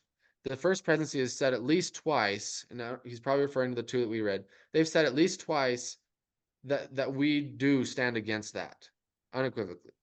So President Packer wasn't buying it, and you know what? It seems like more and more things we're saying, oh, there's no official stance on that. Oh, we don't know on that. So, and that's just a sign of the deteriorating, like we talked about earlier, we don't know our stuff anymore. And I talked to this, well, Alma Allred over at the Institute, I think he's retired now, but of religion in University of Utah. He would have these debates with this Protestant guy, because there's plenty of Protestants in Salt Lake City who just love debating the Mormons. And he says, 50 years ago, man, or probably not 50, okay, probably more like 20 or 30. Like I could find Mormons on the street and they'd debate me all the time. And they knew their doctrine, man. They knew that King Follett sermon. Like they knew about premortality and the exaltation to godhood. Like it was no problem for them. They knew the doctrine and they defended it. Nowadays, I can't even get young Mormons to talk to me. They Hmm. won't even debate. They just don't know their doctrine. I know their doctrine much better than which, that's kind of fair. But anyway, we just don't know anything anymore. Like I said, I mentioned we have gospel therapy class, not gospel doctrine class anymore.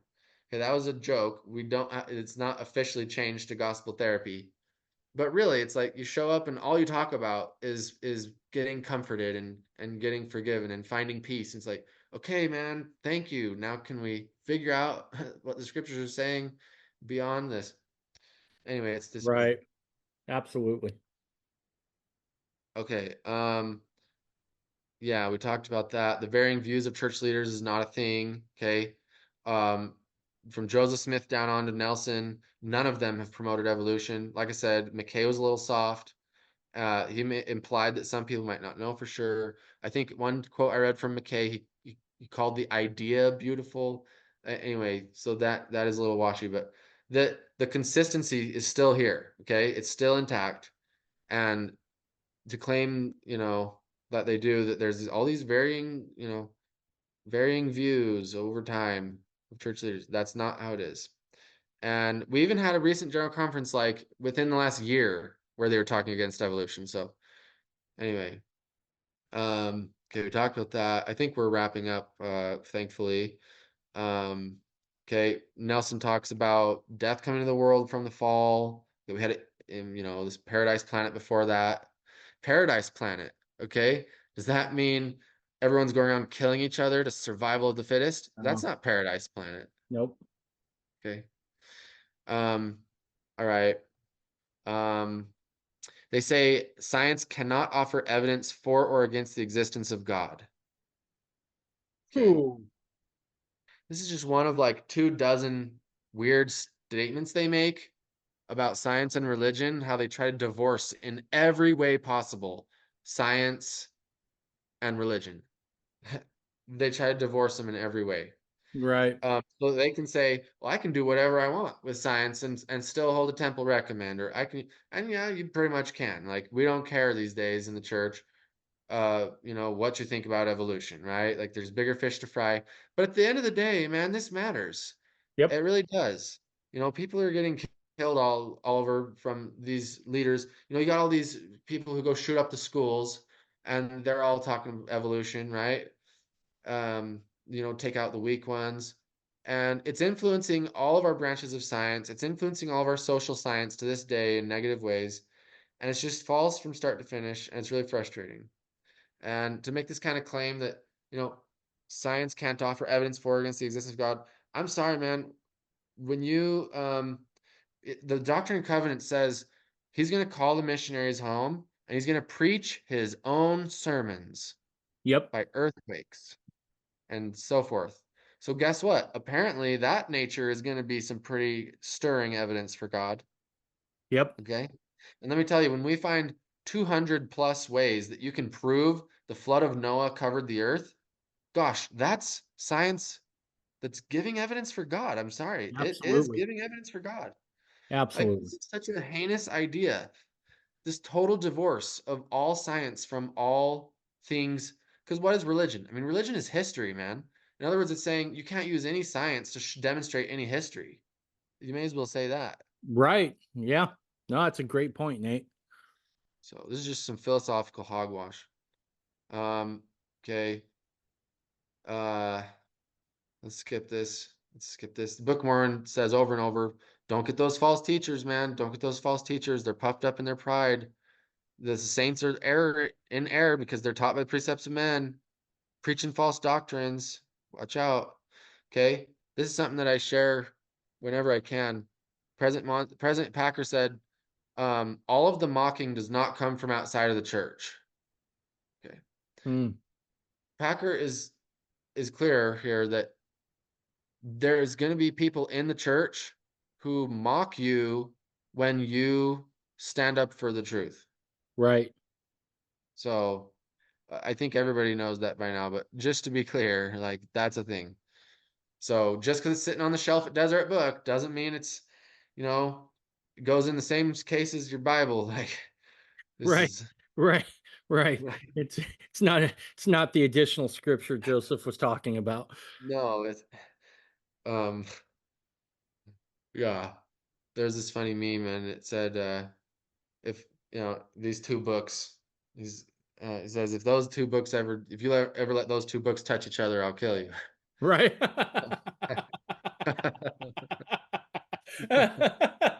That's got to be on a cute like Relief Society sign on Nate's house, right?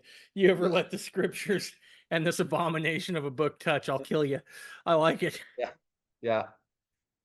Okay, Satan is a skillful imitator. Okay, Joseph Smith says again, the book really Satan's deceived the whole world. Okay, give up, like you were saying, Dave, earlier. Stop trying to fit in. Give up on the idea that Satan is not good at his game. Satan is good at his game, man.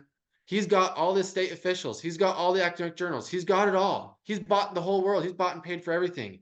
You know, Yep. he can sell you a real interesting deception that when you're in your ignoramus mind, you're going to say, gosh, I guess evolution's just got to be true. Look at the evidence. It's like, no, there is the possibility that you can be deceived. Yep. And that's the thing is throughout their book, they say, don't be dogmatic. It's like, guess what? The only possibility that you've ever entertained in your book is that evolution is the rock solid gospel, Right. They that just everything say else don't is be false. dogmatic in the other Yeah, direction. right, right. Okay, let's skip that and stuff. A common thing that happens is they'll find this plain scripture, like Second Nephi 2:22, no death before the fall, and the scripture about all things must have remained in this way they were in the manner they were created without the fall. Well, it doesn't really mean that. You see this and this and this. It's like, okay, It's the same there's people that use the term living constitution to make yeah. it mean something it doesn't. It's like who is the gospel for, right? And who's the Book of Mormon for? It's like it's not just for PhDs, right? Right. Um, and the script they say in the Doctrine and Covenants and the Book of Mormon says if you wrest the scriptures, in other words, if you change them to fit your agenda, it's to your own destruction. Yep. So there's some very clear warnings that these scriptures are plain. The restoration is all about giving us the plain and precious stuff. And let me tell you, to make the scriptures fit with evolution, that is anything but plain and precious. Okay. Second Nephi chapter 1, verse 10. They there'll come a time, when the time cometh, so it will come, when the time cometh, they shall dwindle in unbelief, after they receive so many great blessings from the hand of the Lord, having a knowledge of the creation. Okay, in other words, the knowledge of the creation is something they will lose. We've lost it, man. Right. Okay, Yep. so it's right in there. 2 Nephi 1:10. It's prophesied that we will reject the knowledge of the creation. Okay. Mm-hmm. Anyway, How about that um, for prophetic? yeah. Okay, man, they keep going and going, man, and I keep rebutting and rebutting, and it's kind of nauseating. So anyway, I think we're. Let me just see here. I think we're pretty much done. Okay. All right. Nate, I'm going to let you kind of wrap up with what you got to say, and then I have a couple things I want to say on this, but I want to make it clear that what I'll say at the end are my views, not yours, on this, because I'm going to say some pretty pointed stuff here. So Okay. you go ahead and kind of give me your synopsis here of this. All right. My synopsis is, first off, you need to know that they are pushing this at BYU, and it's not just let's make you aware of the theories of men. It's you need to accept this theory of men, and you need to put it above. You need to reorient your entire religious philosophy to make sure that evolution is at the heart of that. Okay. Yep. And then obviously we talked a lot of examples of how evolution science is not all it's cracked up to be. Okay. So don't sell out on this topic. Don't ditch your faith in the name of evolution, because it's not worth it. Evolution is a dying theory. And the authors of this book, they're trying to get people, they say they're trying to like save testimonies, right? But the point is there's they're doing it the wrong way. The ultimate way to save testimonies is truth. Mm-hmm. Okay. So let's not just put a band-aid on the problem that 10 years later, when evolution shows up that it's all been a hoax and the Babylon falls, oh crap. Like why was the church telling me that evolution is true? Like, and to be clear, the church is not telling you that evolution is true. It's the intellectuals within the church that think they own the thing that are, doing this. So anyway, you're gonna do the most good by teaching the truth. And scripture, in other words, religion and science combine to reject evolution. Right. Okay. I brought this up before when I did a podcast on the Doctrine of Christ movement and Michelle Brady Stone and some of their assertions that Brigham Young was responsible solely for plural marriage, and that Brigham Young and John Taylor conspired to have Joseph Smith killed. Yeah, wow. What they don't look at, and they never look at this, are what are the downstream consequences of believing that and throwing out 132. Well, the downstream consequences are this: temple rights go out the window, ceilings go out the window.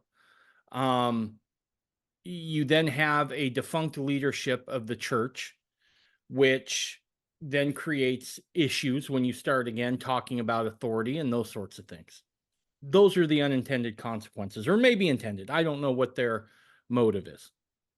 They're detonating the whole restoration either way. Yeah, absolutely. Yep. So I want to take a look at what the downstream intended or unintended consequences are here of embracing this idea that man is simply a noble animal, that he is a product of chance things. And I know that this book pushes for kind of an intelligent design, kind of quasi evolutionary abomination of marriage between science and religion. But here are the downstream consequences. And that's this: what one generation tolerates, the next generation accepts and embraces. It's just the way it is. So if we are now indoctrinating a generation of kids to see how evolution can work within a religious framework, especially a restorationist framework, is that in a generation or two, you'll have a ton of Mormons who just give up their testimonies entirely. Oh, yeah. because that's what happens. They embrace it fully. There's nothing left. Right. There's nothing left. You take out the foundation, you're done. Right. Any structural engineer tell you, if your foundation is bad, you got nothing else. It's all coming down. Got it. Here's the other unintended consequence. When you detach yourself from a God who is personal, a God who is all-knowing, omniscient, all those things, you now have carte blanche to throw away the morals and the values that are associated with that God. And if man is nothing more than an animal, then all sorts of things can be justified, right? I've had atheists tell me, if you cheat on your wife, it's not a big deal. Not a big deal. Don't worry about it, right? Just do better next time. Morality will go out the window if you espouse the idea that man is nothing more than an evolved animal, bar none. So those are some of the downstream consequences I see of embracing this. Now, here's where I want to make really clear. These are my opinions now and not Nate's. I would rally behind the church, never rejoin, but I would rally behind them if they took a stand on this. Now, I don't know what the dynamics are. I don't know how an abomination of an article like the one that you showed me makes its way into the new era, right? Something designed for the youth. Right. Who's falling asleep on the watchtower? And I know those are pointed words, but those are words that have to be asked. How does BYU, that's named for a guy who said, no, evolution is absolutely horrible, and here's what really happened. Adam was placed here from another planet. How in the hell does that get through? Now, people can say, well, the church is big now, right? I mean, there's multi-arms of it, and there's corporations to it, and those sorts of things. But last time I checked, BYU is still funded by and large with a lot of money out of Salt Lake. Lots of tithing. Lots of tithing. And that's got to go through Salt Lake. And I applaud Elder Holland's talk where he talked about more musket fire on there. I thought that was a heck of a talk, and I thought that was one that was needed. Cool. But I'm going to be blunt here. It's not enough. Sure. Okay? You need to do what Joseph F. Smith did. If you're serious about this, if you're serious about the testimonies of your youth, you have to start firing people's butts. That's all there is to it. Yeah. Just say, you know what? We ain't going to be able to hug it out here. Good luck to you. On to somewhere else for you. But we're going to do something different. It's like the Trump Biden debate. Trump's like, how many people did you fire, Biden? Right. At some point, you're going to have to take a hard stance. And maybe that's going to affect certain things that we hold dear, like accreditation, like participation in NCAA sports, right? NCAA sports, excuse me. But where is your morality on this? Is this something that, and this will remain to be seen, is this something that you're willing to tolerate until it's accepted? As of right now, the answer looks like yes, but the jury's still out. I know from people that this does get listened to by folks inside the church with some authority, and that's where I'll leave that. My challenge would be to find your spine and put this crap correct. Because all this crap is getting pumped out of your university, funded by members' tax dollars, tithing money. Maybe it's time that a couple big donors just stop donating. The other thing I would say is that this is a job also for the run-of-the-mill member in the church. For too long, ground has been ceded to the vocal minority to get all sorts of leftist things through. Well, maybe it's time that the more conservative arm starts being just as vocal. There's a common misconception out there, and I want to get this out of the way again, that I want to see the LDS Church fail. Nothing could be farther from the truth. I think the world is a better place for having the church in it. But you can't have it both ways on this. There is no middle ground to be had. It's either one or the other. There is no happy medium because one will win. Christ said it, you can't serve two masters. You're either going to espouse what the scripture says, what historical prophets have said throughout time, even some modern presidents of the church have said throughout time. But you got to do it. And you got to find your backbone if you're in the leadership in the LDS Church. You've got to bring the hammer down and you've got to put this correct, or else you stand to lose an entire generation out of BYU. I think you probably already lost one generation. The question now becomes is, can you correct this boat? And you can, but you're going to have to do some unpopular things that are principled in order to get it done. But make no doubt that evolution, quite frankly, is a doctrine from hell that will lead people to places of depravity given the opportunity. The doctrine of creation is one of nobility. It is one in which there is a divine spark of God placed in each and every one of his children, both physically and spiritually.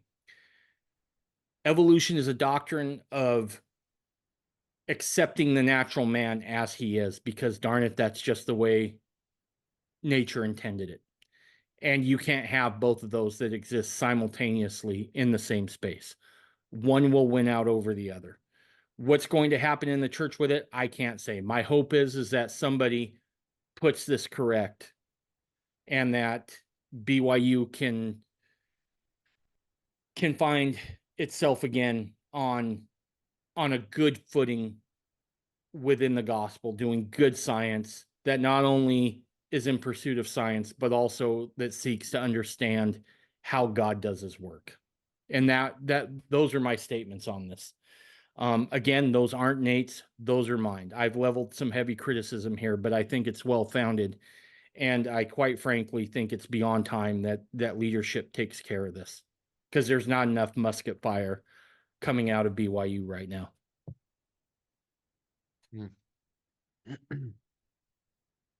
So that's all I got, dude. It was good stuff.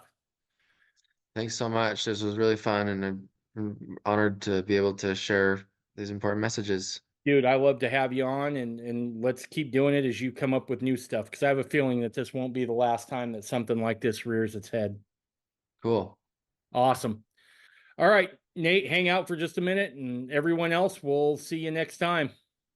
Bye, everybody.